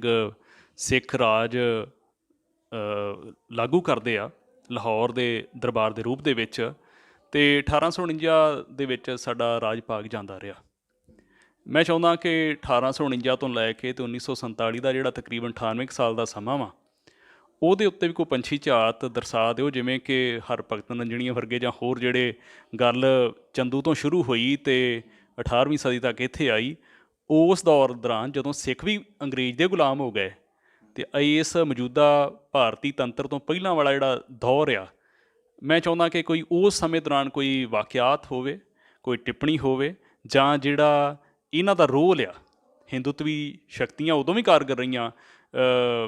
ਮੈਂ ਥੋੜ੍ਹਾ ਜਿਹਾ ਨੁਕਤਾ ਸਾਂਝਾ ਕਰ ਹੀ ਲਾਂ, ਚਾਹੇ ਆਰਿਆ ਸਮਾਜੀਆਂ ਵਾਲੀ ਗੱਲ ਆ ਜਦੋਂ ਸਿੰਘ ਸਭੀਏ ਉੱਠੇ ਹਨ ਜਾਂ ਹੋਰ ਵੀ, ਅਤੇ ਉਹ ਵੀ ਥੋੜ੍ਹਾ ਜਿਹਾ ਦੱਸੋ ਸਾਡੇ ਸੁਣਨ ਵਾਲਿਆਂ ਨੂੰ ਕਿ ਇਹ ਜਿਹੜਾ ਵਿਚਲਾ ਸਮਾਂ ਵਾ ਨਾ 100 ਸਾਲ, ਇਹ 100 ਸਾਲ ਬਾਰੇ ਗੱਲ ਘੱਟ ਹੁੰਦੀ ਆ। ਮੈਂ ਚਾਹੁੰਦਾ ਕਿ ਜਦੋਂ ਸਿੱਖ ਗੁਲਾਮ ਹੋ ਗਏ ਉਸ ਵੇਲੇ ਦੀ ਗੱਲ ਕਰੀਏ। ਇਹ ਅਸਲ ਵਿੱਚ ਜਿਹੜਾ ਇਹ ਸਾਰਾ ਦੌਰ ਆ, ਅਸੀਂ ਸਿੱਖ ਇਤਿਹਾਸ ਜਿਹੜਾ ਸਿੱਖ ਰਾਜ ਦਾ ਸਮਾਂ, ਉਹਦੇ ਵਿੱਚ ਅਸੀਂ ਕਹਿ ਸਕਦੇ ਹਾਂ ਕਿ ਸਿੱਖ ਕੌਮ ਦੀ ਫਰਾਖ ਦਿਲੀ ਜਿਹੜੀ ਹੈ ਕਿ ਜਿਸ ਤਰ੍ਹਾਂ ਸਿੱਖ ਆਪ ਨਿਰਛਲ ਨਿਰਕਪਟ ਹੁੰਦੇ ਆ, ਇਹ ਕਿਸੇ ਨੇ ਲਿਖਿਆ ਕਿ ਉਹ ਹਰੇਕ ਨੂੰ ਜਿਹੜਾ ਕਿ ਆਪਣੇ ਵਰਗੇ ਨਿਰਛਲ ਅਤੇ ਨਿਰਕਪਟ ਜਿਹੜੇ ਸਮਝ ਲੈਂਦੇ ਆ ਅਤੇ ਇੱਥੋਂ ਧੋਖਾ ਖਾ ਜਾਂਦੇ ਆ। ਇਹਦੇ ਕਰਕੇ ਜਿਹੜਾ ਕਿ ਖਾਲਸਾ ਰਾਜ ਦਰਬਾਰ ਜਿਹੜਾ ਉਹਦੇ ਵਿੱਚ ਰਾਜ ਦਰਬਾਰ ਦੇ ਵਿੱਚ ਬਾਹਮਣਾਂ ਅਤੇ ਡੋਗਰਿਆਂ ਨੂੰ ਕਿ ਬੜੀਆਂ ਉੱਚੀਆਂ ਪਦਵੀਆਂ ਜਿਹੜੀਆਂ ਮਿਲੀਆਂ। ਸਿੱਖ ਖੁਦ ਜਿਹੜੇ ਆ, ਸਿੱਖ ਜਰਨੈਲ ਚੰਗੇ ਵਧੀਆ ਧਰਮ ਨੂੰ ਪਰਨਾਏ ਅਤੇ ਨੀਤੀਮਾਨ ਜਿਹੜੇ ਆ, ਉਹ ਜੰਗਾਂ ਯੁੱਧਾਂ ਦੇ ਵਿੱਚ ਰੁੱਝੇ ਰਹੇ, ਭਾਵੇਂ ਉਹ ਅਕਾਲੀ ਫੂਲਾ ਸਿੰਘ ਵਰਗੇ, ਸਰਦਾਰ ਹਰੀ ਸਿੰਘ ਨਲੂਏ ਵਰਗੇ, ਜਾਂ ਸਰਦਾਰ ਸ਼ਾਮ ਸਿੰਘ ਅਟਾਰੀ ਵਰਗੇ। ਅਤੇ ਇਹ ਇੱਕ ਪਾਲਿਸੀ ਵੀ ਸੀਗੀ ਇਹਨਾਂ ਦੀ, ਜਿਹੜੇ ਡੋਗਰੇ ਰਾਜ ਦਰਬਾਰ ਦੇ ਵਿੱਚ ਵਜ਼ੀਰੀਆਂ 'ਤੇ ਕਾਬਜ਼ ਹੋ ਕੇ ਬੈਠੇ ਸੀ। ਅਤੇ ਅਸੀਂ ਇਤਿਹਾਸ ਦੇ ਵਿੱਚ ਦੇਖਦੇ ਹਾਂ ਕਿ ਜਦੋਂ ਕਸ਼ਮੀਰ ਦੇ ਉੱਤੇ ਖਾਲਸਾ ਰਾਜ ਦਾ ਕਬਜ਼ਾ ਹੋਇਆ, 1819, ਹਾਂਜੀ, ਉਸ ਤੋਂ ਬਾਅਦ, ਕਿਉਂਕਿ ਉਸ ਤੋਂ ਪਹਿਲਾਂ ਜਿਹੜਾ ਕਿ ਕਸ਼ਮੀਰ ਦੇ ਉੱਤੇ ਜਦੋਂ ਕਬਜ਼ਾ ਕੀਤਾ, ਉਦੋਂ ਮਹਾਰਾਜਾ ਰਣਜੀਤ ਸਿੰਘ ਨੇ ਦੀਵਾਨ ਮੋਤੀ ਰਾਮ ਸੀ ਵੀ ਉਹਨੂੰ ਗਵਰਨਰ ਬਣਾਇਆ, ਪਰ ਉਹ ਸੰਭਾਲ ਨਹੀਂ ਸਕਿਆ। ਉਸ ਤੋਂ ਬਾਅਦ ਮਹਾਰਾਜਾ ਰਣਜੀਤ ਸਿੰਘ ਨੇ ਸਰਦਾਰ ਹਰੀ ਸਿੰਘ ਨਲੂਏ ਨੂੰ ਇੱਥੋਂ ਦਾ ਜਿਹੜਾ ਗਵਰਨਰ ਬਣਾ ਕੇ ਭੇਜਿਆ, ਅਤੇ ਉਹਨਾਂ ਨੇ ਬਹੁਤ ਵਧੀਆ ਤਰੀਕੇ ਦੇ ਨਾਲ ਜਿਹੜਾ ਕਿ ਪ੍ਰਬੰਧ ਨੂੰ ਸੰਭਾਲਿਆ। ਅਤੇ ਇਹਦੇ ਨਾਲ ਜਿਹੜਾ ਕਿ ਰਾਜ ਦਰਬਾਰ ਦੇ ਵਿੱਚ ਬੈਠੇ ਡੋਗਰੇ ਸੀ, ਉਹਨਾਂ ਦੇ ਅੰਦਰ ਜਿਹੜੀ ਆ ਕਿ ਇੱਕ ਹਲਚਲ ਜਿਹੀ ਪੈਦਾ ਹੋ ਗਈ ਵੀ ਹਰੀ ਸਿੰਘ ਨਲੂਏ ਵਰਗੇ ਜਿਹੜੇ ਆ ਯੋਧੇ ਵੀ ਇਹ ਰਾਜ ਪ੍ਰਬੰਧ ਦੇ ਵਿੱਚ ਵੀ ਆਪਣਾ ਸਿੱਕਾ ਜਿਹੜਾ ਕਿ ਉਹ ਮਨਵਾ ਕੇ ਕਿਤੇ ਸਾਡੀਆਂ ਜਿਹੜੀਆਂ ਇੱਥੇ ਗੱਦੀਆਂ ਨੇ, ਵਜ਼ੀਰੀਆਂ ਨੇ, ਉਹਨੂੰ ਖਤਰੇ ਵਿੱਚ ਨਾ ਪਾ ਦੇਣ। ਅਤੇ ਉਸ ਵੇਲੇ ਜਿਹੜਾ ਕਿ ਕਈ ਇਤਿਹਾਸਕਾਰਾਂ ਨੇ ਜ਼ਿਕਰ ਕੀਤਾ ਕਿ ਧਿਆਨ ਸਿੰਘ ਡੋਗਰਾ ਜਿਹੜਾ ਸੀਗਾ ਵਜ਼ੀਰ, ਮੁੱਖ ਵਜ਼ੀਰ, ਉਹਨੇ ਮਹਾਰਾਜਾ ਰਣਜੀਤ ਸਿੰਘ ਨੂੰ ਕਿਹਾ ਕਿ ਹਰੀ ਸਿੰਘ ਨਲੂਆ ਜਿਹੜਾ ਇਹਦਾ ਦਬਦਬਾ ਜਿਹੜਾ ਕਿ ਪਠਾਣਾਂ ਦੇ ਦਿਲਾਂ ਦੇ ਉੱਤੇ ਬਹੁਤ ਬੈਠਾ ਹੋਇਆ, ਵੀ ਇਹਨੂੰ ਤੁਸੀਂ ਉੱਥੋਂ ਦਾ ਗਵਰਨਰ ਬਣਾ ਕੇ ਇੱਕ ਜਗ੍ਹਾ 'ਤੇ ਬਿਠਾ ਦਿੱਤਾ ਵੀ ਇਹਨੂੰ ਜੰਗ ਦੇ ਵਿੱਚ ਭੇਜੋ, ਇਹ ਤਾਂ ਜਿਹੜਾ ਕਿ ਸਾਰਾ ਅਫਗਾਨਿਸਤਾਨ ਜਿਹੜਾ ਕਿ ਇਹਨੇ ਫਤਿਹ ਕਰ ਲੈਣਾ, ਵੀ ਆਪਾਂ ਜਿਹੜਾ ਕਿ ਉੱਥੇ ਪ੍ਰਬੰਧ ਤੇ ਕੋਈ ਹੋਰ ਵੀ ਸੰਭਾਲ ਸਕਦਾ। ਅਤੇ ਉਸ ਤੋਂ ਬਾਅਦ ਜਿਹੜਾ ਕਿ ਮਹਾਰਾਜਾ ਰਣਜੀਤ ਸਿੰਘ ਨੇ ਜਿਹੜਾ ਕਿ ਸਰਦਾਰ ਹਰੀ ਸਿੰਘ ਨਲੂਏ ਨੂੰ ਉਸ ਤੋਂ ਬਾਅਦ ਫਿਰ ਪੇਸ਼ਾਵਰ ਵੱਲ ਜਿਹੜਾ ਕਿ ਮੁਹਿੰਮ ਦੇ ਉੱਤੇ ਤੋਰ ਦਿੱਤਾ। ਅਤੇ ਇਹਨਾਂ ਲੋਕਾਂ ਦੀ ਜਿਹੜੀ ਆ ਕਿ ਪਾਲਿਸੀ ਰਹੀ ਆ, ਅਤੇ ਇਹ ਜਿਹੜੀ ਆਪਣਾ ਬਹੁਤ ਖਤਰਨਾਕ ਜਿਹੜੀ ਆ ਕਿ ਸਿੱਖ ਰਾਜ ਲਈ ਸਾਬਤ ਹੋਈ ਜਦੋਂ ਮਹਾਰਾਜਾ ਰਣਜੀਤ ਸਿੰਘ 1839 ਦੇ ਵਿੱਚ ਅਕਾਲ ਚਲਾਣਾ ਕਰ ਜਾਂਦੇ ਆ। ਉਸ ਵੇਲੇ ਜਿਹੜੀ ਬੁਰਸ਼ਾਗਰਦੀ ਜਿਹੜੀ ਆ ਕਿ ਇਹਨਾਂ ਡੋਗਰਿਆਂ ਦੇ ਕਾਰਨ ਲਾਹੌਰ ਰਾਜ ਦਰਬਾਰ, ਖਾਲਸਾ ਰਾਜ ਦਰਬਾਰ ਦੇ ਵਿੱਚ ਹੋਈ ਕਿ ਕਿਸ ਤਰੀਕੇ ਨਾਲ ਇੱਕ ਦੂਜੇ ਨੂੰ ਭਰਾਵਾਂ ਨੂੰ ਇਹਨਾਂ ਨੇ ਲੜਾਇਆ, ਕਤਲ ਕਰਵਾਇਆ, ਅਤੇ ਅੰਗਰੇਜ਼ਾਂ ਦੇ ਨਾਲ ਸੌਦੇਬਾਜ਼ੀ ਕਰਕੇ ਕਸ਼ਮੀਰ ਦੇ ਬਾਰੇ ਜਿਹੜਾ ਕਿ ਇਹਨਾਂ ਨੇ ਸਿੱਖ ਰਾਜ ਦਾ ਸੌਦਾ ਕੀਤਾ, ਕਸ਼ਮੀਰ ਦੇ ਖੁਦ ਹਾਕਮ ਬਣ ਗਏ, ਅਤੇ ਬਾਕੀ ਜਿਹੜਾ ਕਿ ਸਾਰਾ ਖਾਲਸਾ ਰਾਜ ਇਹਨਾਂ ਨੇ ਅੰਗਰੇਜ਼ਾਂ ਨੂੰ ਉਹਦੇ ਵੱਟੇ ਦੇ ਦਿੱਤਾ। ਅਤੇ ਉਸ ਤੋਂ ਬਾਅਦ ਵੀ ਜਿਹੜਾ ਕਿ ਇਹਨਾਂ ਦਾ ਰੋਲ ਜਿਹੜਾ ਕਿ ਵਾਰ-ਵਾਰ ਜਿਹੜੀ ਗੱਲ ਆਉਂਦੀ ਹੈ ਨਾ ਕਿ 5 ਸਦੀਆਂ ਦਾ ਵੈਰ, ਜਦੋਂ ਤੋਂ ਗੁਰੂ ਨਾਨਕ ਸਾਹਿਬ ਨੇ ਜਨੇਊ ਧਾਰਨ ਕਰਨ ਤੋਂ ਨਾਂਹ ਕੀਤੀ ਸੀ, ਉਦੋਂ ਤੋਂ ਹੀ ਜਿਹੜਾ ਕਿ ਇੱਕ ਵੈਰ ਜਿਹੜਾ ਇਹਨਾਂ ਦੇ ਮਨਾਂ ਦੇ ਅੰਦਰ ਉਸਲਵੱਟੇ ਲੈਂਦਾ ਰਿਹਾ ਲਗਾਤਾਰ, ਵੀ ਉਹ ਕਈ ਤਰੀਕਿਆਂ ਦੇ ਨਾਲ ਨਿਕਲਦਾ ਰਿਹਾ। ਦਇਆਨੰਦ ਦਾ ਜਿਹੜਾ ਸਤਿਆਰਥ ਪ੍ਰਕਾਸ਼ ਜਿਹੜਾ ਕਿ ਕਿਸ ਤਰ੍ਹਾਂ ਉਹਨੇ ਜ਼ਹਿਰ ਜਿਹੜਾ ਉਗਲਿਆ ਗੁਰੂ ਨਾਨਕ ਸਾਹਿਬ ਦੇ ਖਿਲਾਫ, ਅਤੇ ਪਰ ਵਿੱਚੋਂ ਜਿਹੜਾ ਕਿ ਇਹ ਨੀਤੀ ਜਿਹੜੀ ਆ ਕਿ ਉਹ ਵੀ ਅਪਣਾਉਂਦੇ ਰਹੇ ਜਿਸ ਵੇਲੇ, ਕਿਉਂਕਿ ਸਿੱਖਾਂ ਨੂੰ ਜਿਹੜੀ ਆ ਗੁੜਤੀ ਜਿਹੜੀ ਆਜ਼ਾਦੀ ਦੀ ਦਿੱਤੀ ਆ, ਕਿਸੇ ਦੀ ਗੁਲਾਮੀ ਜਿਹੜੀ ਆ ਉਹ ਸਿੱਖ ਕੌਮ ਉਹਦੇ ਗੁਲਾਮੀ ਦੇ ਹੇਠ ਰਹਿ ਹੀ ਨਹੀਂ ਸਕਦੀ। ਅਤੇ ਇਹ ਕੁਦਰਤੀ ਸੀ ਕਿਉਂਕਿ ਜਿਸ ਵੇਲੇ ਸਿੱਖ ਰਾਜ ਦੇ ਉੱਤੇ ਅੰਗਰੇਜ਼ਾਂ ਦਾ ਕਬਜ਼ਾ ਹੋਇਆ, ਉਦੋਂ ਨਾਲ ਹੀ ਜਿਹੜਾ ਕਿ ਬਗਾਵਤ ਵੀ ਸ਼ੁਰੂ ਹੋ ਗਈ, ਕਦੀ ਭਾਈ ਮਹਾਰਾਜ ਸਿੰਘ ਦੀ ਅਗਵਾਈ ਦੇ ਵਿੱਚ, ਕਦੀ ਅਟਾਰੀ ਵਾਲਿਆਂ ਦੀ ਅਗਵਾਈ ਦੇ ਵਿੱਚ, ਕਦੀ ਬਾਬਾ ਰਾਮ ਸਿੰਘ ਦੀ ਅਗਵਾਈ ਦੇ ਵਿੱਚ, ਅਤੇ ਉਸ ਤੋਂ ਬਾਅਦ ਗਦਰ ਲਹਿਰ ਜਿਹੜੀ ਆ ਸ਼ੁਰੂ ਹੋ ਜਾਂਦੀ ਆ। ਅਤੇ ਇਹਨਾਂ ਲੋਕਾਂ ਨੇ ਜਿਹੜਾ ਕਿ ਸਿੱਖ ਕੌਮ ਨੂੰ ਵਰਤਣ ਦੀ ਜਿਹੜੀ ਆ ਕਿ ਪਾਲਿਸੀ ਵੀ ਜਿਹੜੀ ਆ ਉਹ ਤਿਆਰ ਕੀਤੀ। ਜੇ ਅਸੀਂ ਪੁਰਾਣੀਆਂ ਅਖਬਾਰਾਂ ਜਿਹੜੀਆਂ ਕਿ ਲਾਲਾ ਲਾਜਪਤ ਰਾਏ ਦੀ ਅਖਬਾਰ ਜਿਹੜੀ ਆ ਬੰਦੇ ਮਾਤਰਮ, ਉਹਦੇ ਵਿੱਚ ਕਿਸ ਤਰੀਕੇ ਦੇ ਨਾਲ ਸਿੱਖਾਂ ਦੀ ਜਿਹੜੀ ਆ ਉਸਤਤ ਕੀਤੀ ਜਾਂਦੀ ਸੀ, ਕਿ ਸਿੱਖਾਂ ਨੂੰ ਵਡਿਆਇਆ ਜਾਂਦਾ ਸੀਗਾ ਕਿ ਤੁਸੀਂ ਜਿਹੜਾ ਬਹੁਤ ਵਧੀਆ ਤਰੀਕੇ ਦੇ ਨਾਲ ਜਿਹੜਾ ਲੜ ਰਹੇ ਹੋ, ਕੰਮ ਕਰ ਰਹੇ ਹੋ। ਹਾਲਾਂਕਿ ਲਾਲਾ ਲਾਜਪਤ ਰਾਏ ਵਰਗੇ ਜਿਹੜੇ ਸੀਗੇ, ਇਹ ਨਰੈਣੋ ਮਹੰਤ ਵਰਗੇ ਜਿਹੜੇ ਸਿੱਖ ਕੌਮ ਦੇ ਦੋਖੀ ਸੀ, ਵੀ ਉਹਨਾਂ ਦਾ ਡਟ ਕੇ ਸਾਥ ਦਿੰਦੇ ਰਹੇ ਆ। ਅਤੇ ਗੱਲ ਇਹ ਆ ਕਿ ਜਿੱਥੇ ਸਿੱਖਾਂ ਨੂੰ ਇਹਨਾਂ ਲੋਕਾਂ ਨੇ ਵਰਤਿਆ ਵੀ ਆ, ਅਤੇ ਵਰਤਣ ਤੋਂ ਬਾਅਦ ਜਿਹੜਾ ਕਿ ਆਪਣੀ ਨਫ਼ਰਤ ਜਿਹੜੀ ਆ ਇਹਨਾਂ ਦੇ ਅੰਦਰ ਸਦੀਆਂ ਤੋਂ ਜਿਹੜੀ ਬੈਠੀ ਹੋਈ, ਵੀ ਉਹ ਨਫ਼ਰਤ ਵੀ ਜਿੱਥੇ ਵੀ ਮੌਕਾ ਮਿਲਿਆ ਵੀ ਉਹਨੂੰ ਕੱਢਿਆ, ਬੇਦਰੇਕ ਹੋ ਕੇ ਕੱਢਿਆ ਜਿਹੜਾ ਇਹਨਾਂ ਨੇ। ਅਤੇ ਇਹ ਦੋਨੋਂ ਚੀਜ਼ਾਂ ਜਿਹੜੀਆਂ ਕਿ ਨਾਲ ਚੱਲਦੀਆਂ ਆ ਰਹੀਆਂ, ਇਹ ਆਪਾਂ ਜਿਹੜਾ 1849 ਤੋਂ ਲੈ ਕੇ 1947 ਤੱਕ ਦਾ ਜਿਹੜਾ ਵੇਖੀਏ, ਉਹਦੇ ਵਿੱਚ ਤਕਰੀਬਨ ਇਹ ਜਿਹੜੀਆਂ ਝਲਕਾਂ ਕਈ ਥਾਵਾਂ 'ਤੇ ਦਿਸਦੀਆਂ ਜਿੱਥੇ ਇਹਨਾਂ ਨੂੰ ਮੌਕਾ ਮਿਲਿਆ, ਇਹਨਾਂ ਨੇ ਸਿੱਖਾਂ ਦੇ ਖਿਲਾਫ ਨਫ਼ਰਤ ਵੀ ਜਿਹੜੀ ਆ ਕਿ ਖੁੱਲ੍ਹ ਕੇ ਕੱਢੀ ਹੈ। ਅਤੇ ਜਿੱਥੇ ਇਹਨਾਂ ਨੂੰ ਲੱਗਿਆ ਕਿ ਸਿੱਖਾਂ ਨੂੰ ਵਰਤਣਾ ਚਾਹੀਦਾ, ਉੱਥੇ ਬੜੇ ਮਿੱਠੇ ਹੋ ਕੇ ਜਿਹੜਾ ਕਿ ਇਹਨਾਂ ਨੇ ਸਿੱਖਾਂ ਨੂੰ ਵਰਤਿਆ ਵੀ। ਅਤੇ ਇਹ ਗੱਲ ਜਿਹੜੀ ਆ ਕਿ ਅਸਲ ਵਿੱਚ ਅਜੇ ਤੱਕ ਅਸੀਂ ਸਮਝਦੇ ਹਾਂ ਕਿ ਸਾਡੀ ਕੌਮ, ਸਾਡੀਆਂ ਜਥੇਬੰਦੀਆਂ ਜਿਹੜੀਆਂ ਵੀ ਉਹ ਸਮਝ ਨਹੀਂ ਸਕੀਆਂ, ਅਜੇ ਵੀ ਇਹ ਪਾਲਿਸੀ ਜਿਹੜੀ ਹੈ ਇਹਨੂੰ ਸਮਝਣ ਦੀ ਲੋੜ ਆ। ਤੁਸੀਂ ਜਦੋਂ ਗੱਲ ਸ਼ੁਰੂ ਕੀਤੀ ਆ ਤਾਂ ਸ਼ੁਰੂ ਦੇ ਵਿੱਚ ਇੱਕ ਨਿਆਰਾਪਨ ਲਫ਼ਜ਼ ਵਰਤਿਆ। ਕੌਮ ਕੋਈ ਵੀ ਤਾਂ ਬਚਦੀ ਆ ਜੇ ਉਹਦਾ ਨਿਆਰਾਪਨ ਬਚੇ ਤਾਂ ਹੀ ਕੌਮ ਬਚਦੀ ਆ। ਨਿਆਰਾਪਨ ਬਣਾਈ ਰੱਖਣ ਲਈ, ਉਸ ਨੂੰ ਬਿਲਕੁਲ ਉਵੇਂ ਦਾ ਉਵੇਂ ਰੱਖਣ ਲਈ, ਜਿਸ ਤਰ੍ਹਾਂ ਦਾ ਰੂਪ ਸਾਨੂੰ ਗੁਰੂ ਸਾਹਿਬ ਨੇ ਦਿੱਤਾ, ਮਹਾਰਾਜ ਨੇ 239 ਸਾਲ ਦਾ ਸਮਾਂ ਲਾ ਕੇ, ਉਸ ਦੀ ਲਗਾਤਾਰਤਾ ਕਿਵੇਂ ਰਹੇ ਅਤੇ ਇਹਦੇ ਬਾਰੇ ਜਿਹੜੀ ਜਾਗਰੂਕਤਾ ਵਾ ਉਹ ਕਿਵੇਂ ਆਵੇ? ਇਹਦੇ ਲਈ ਸਭ ਤੋਂ ਜ਼ਰੂਰੀ ਇਹ ਹੈ ਕਿ ਕੋਈ ਵੀ ਰੁੱਖ, ਕੋਈ ਵੀ ਜਿਹੜਾ ਕਿ ਜਦੋਂ ਤੱਕ ਆਪਣੀਆਂ ਜੜ੍ਹਾਂ ਨਾਲ ਜੁੜਿਆ ਰਹੂਗਾ ਵੀ ਉਹਦੇ 'ਤੇ ਹਰਿਆਲੀ ਰਹੂਗੀ। ਆਪਣੀਆਂ ਜੜ੍ਹਾਂ ਨਾਲੋਂ ਟੁੱਟਣ ਤੋਂ ਬਾਅਦ ਜਿਹੜਾ ਕਿ ਉਹਦੇ ਉੱਤੇ ਜਿਹੜੀ ਆ ਕਿ ਪੱਤਝੜ ਜਾਂ ਜਿਹੜਾ ਉਹ ਮੁਰਦੇ ਹਾਣੀ ਜਿਹੜੀ ਆ ਉਹ ਛਾ ਜਾਂਦੀ ਆ। ਅਤੇ ਸਾਡੀ ਜਿਹੜੀ ਆ ਕਿ ਕੌਮ ਦੀ ਸਭ ਤੋਂ ਵੱਡੀ ਲੋੜ ਜਿਹੜੀ ਹੈ ਇਸ ਵੇਲੇ ਇਹੀ ਆ ਕਿ ਅਸੀਂ ਉਹ ਸਿਧਾਂਤ ਜਿਹੜੇ ਆ ਗੁਰੂ ਸਾਹਿਬ ਨੇ ਸਾਨੂੰ ਦਿੱਤੇ, ਗੁਰੂ ਗ੍ਰੰਥ ਸਾਹਿਬ ਦੇ ਨਾਲ, ਗੁਰੂ ਗ੍ਰੰਥ ਸਾਹਿਬ ਦੀ ਵਿਚਾਰਧਾਰਾ ਦੇ ਨਾਲ, ਅਤੇ ਆਪਣੀ ਕੌਮ ਦੀ ਵਿਰਾਸਤ ਜਿਹੜੀ ਹੈ ਵੀ ਆਪਣੀ ਅਗਲੀ ਪੀੜ੍ਹੀ ਨੂੰ ਉਸ ਵਿਰਾਸਤ ਦੇ ਨਾਲ ਜੋੜ ਕੇ ਰੱਖੀਏ। ਕਿਉਂਕਿ ਇਹ ਕੋਸ਼ਿਸ਼ਾਂ ਜਿਹੜੀਆਂ ਤਕਰੀਬਨ 1947 ਤੋਂ ਹੀ ਜਿਹੜੀਆਂ ਕਿ ਆਰੰਭ ਹੋ ਗਈਆਂ ਸੀਗੀਆਂ ਕਿ ਸਿੱਖਾਂ ਨੂੰ ਉਹਨਾਂ ਦੀ ਵਿਰਾਸਤ ਨਾਲੋਂ ਤੋੜ ਦਿੱਤਾ ਜਾਵੇ। ਸਿੱਖਾਂ ਦੇ ਬੱਚਿਆਂ ਨੂੰ ਜਿਹੜਾ ਕਿ ਆ ਪੰਜਾਬ ਦੇ ਵਿੱਚ ਅਸੀਂ ਵੇਖਦੇ ਹਾਂ ਕਿ ਕਿਸ ਤਰੀਕੇ ਦੇ ਨਾਲ ਸੱਭਿਆਚਾਰ ਦੇ ਨਾਂ ਹੇਠ ਜਿਹੜਾ ਕਿ ਕਲਚਰ ਪ੍ਰੋਗਰਾਮ ਦੇ ਨਾਂ ਹੇਠ ਕਿ ਨੌਜਵਾਨ ਪੀੜ੍ਹੀ ਨੂੰ ਜਿਹੜਾ ਕਿ ਇਸ ਤਰ੍ਹਾਂ ਦੀ ਲੱਚਰਤਾ ਦੇ ਵਿੱਚ ਜਿਹੜਾ ਗਲਤਾਨ ਕਰਨਾ, ਨਸ਼ਿਆਂ ਦਾ ਬੋਲਬਾਲਾ ਕਰਨਾ ਵੀ ਜਿਹੜੀ ਇਹ ਕੌਮ ਦੀ ਪੀੜ੍ਹੀ ਹੈ ਉਹ ਆਪਣੀ ਵਿਰਾਸਤ ਨਾਲੋਂ ਟੁੱਟ ਜਾਵੇ। ਪੰਜਾਬ ਦੇ ਵਿੱਚ ਦੰਭੀ ਗੁਰੂਆਂ ਦੇ ਡੇਰੇ ਜਿਹੜੇ ਆ ਉਹਨਾਂ ਦਾ ਇੱਕ ਜਾਲ ਵਿਛਾ ਦੇਣਾ, ਇਹ ਬਹੁਤ ਤਰ੍ਹਾਂ ਦੀਆਂ ਪਾਲਸੀਆਂ। ਇਸ ਤੋਂ ਇਲਾਵਾ ਜਿਹੜਾ ਕਿ ਸਿੱਖਿਆ ਦਾ ਜਿਹੜਾ ਢਾਂਚਾ ਵੀ ਉਹਦੇ ਵਿੱਚ ਬੜਾ ਕੁਛ ਜਿਹੜਾ ਇੱਦਾਂ ਕੀਤਾ ਜਾ ਰਿਹਾ ਕਿ ਸਾਡੀ ਜਿਹੜੀ ਅਗਲੀ ਪੀੜ੍ਹੀ ਉਹਨੂੰ ਸਹੀ ਇਤਿਹਾਸ ਦੀ ਜਾਣਕਾਰੀ ਜਿਹੜੀ ਹੈ ਕਿ ਉਹਨਾਂ ਤੱਕ ਨਹੀਂ ਪਹੁੰਚਣ ਦਿੱਤੀ ਜਾ ਰਹੀ। ਵੀ ਇਹ ਬੜੀਆਂ ਜਿਹੜੀਆਂ ਸੂਖਮ ਚੀਜ਼ਾਂ ਨੇ ਜਿਹੜੀਆਂ ਕਿ ਹਾਲਾਂਕਿ ਕਈ ਸਿੱਖ ਸੰਸਥਾਵਾਂ ਜਿਹੜੀਆਂ ਆਪਣੇ ਤੌਰ 'ਤੇ ਵੱਖਰੇ ਤੌਰ 'ਤੇ ਜਿਹੜਾ ਕਿ ਉੱਦਮ ਕਰਦੀਆਂ ਆ ਰਹੀਆਂ ਕਿ ਸਾਡੀ ਜਿਹੜੀ ਆ ਅਗਲੀ ਪੀੜ੍ਹੀ ਜਿਹੜੀ ਆ ਉਹਨੂੰ ਸਾਡੇ ਧਰਮ ਬਾਰੇ, ਸਾਡੇ ਸਿਧਾਂਤਾਂ ਬਾਰੇ, ਸਾਡੇ ਇਤਿਹਾਸ ਬਾਰੇ ਜਿਹੜਾ ਚੰਗੀ ਤਰ੍ਹਾਂ ਪਤਾ ਹੋਵੇ। ਪਰ ਇਹਦੇ ਬਾਵਜੂਦ ਜਿਹੜਾ ਕਿ ਸ਼੍ਰੋਮਣੀ ਗੁਰਦੁਆਰਾ ਪ੍ਰਬੰਧਕ ਕਮੇਟੀ ਵਰਗੀਆਂ ਸੰਸਥਾਵਾਂ, ਕੇਂਦਰੀ ਸੰਸਥਾਵਾਂ ਜਿਹੜੀਆਂ ਨੇ ਵੀ ਉਹਨਾਂ ਦੇ ਉੱਤੇ ਗਲਬਾ ਜਿਹੜਾ ਉਹ RSS ਵਰਗੀਆਂ ਜਥੇਬੰਦੀਆਂ ਦਾ, ਅਤੇ ਇਹ ਜਿਹੜਾ ਕਿ ਸਭ ਤੋਂ ਜ਼ਰੂਰੀ ਗੱਲ ਜਿਹੜੀ ਆ ਕਿ ਸਾਡੀ ਕੇਂਦਰੀ ਸੰਸਥਾ ਜਿਹੜੀ ਹੈ ਵੀ ਉਹ RSS ਦੇ ਪ੍ਰਭਾਵ ਤੋਂ ਮੁਕਤ ਹੋਣੀ ਚਾਹੀਦੀ ਹੈ। ਸਭ ਤੋਂ ਮੁੱਢਲੀ ਲੋੜ ਜਿਹੜੀ ਆ ਕਿ ਸਾਡੀ ਇਹ ਕੌਮੀ ਲੋੜ ਹੈ ਇੱਕ, ਅਤੇ ਇਹਦੇ ਨਾਲ ਜਿਹੜਾ ਕਿ ਅਸੀਂ ਆਪਣੀ ਕੌਮ ਦਾ ਨਿਆਰਾਪਣ ਜਿਹੜਾ ਉਹ ਕਾਇਮ ਰੱਖਣ ਵੱਲ ਜਿਹੜਾ ਕਾਫੀ ਕੁਝ ਕਰ ਸਕਦੇ ਹਾਂ। ਤੁਸੀਂ ਗੱਲ ਕੀਤੀ ਆ ਕਿ ਸ਼੍ਰੋਮਣੀ ਕਮੇਟੀ ਉੱਤੇ RSS ਦਾ ਗਲਬਾ ਹੈ।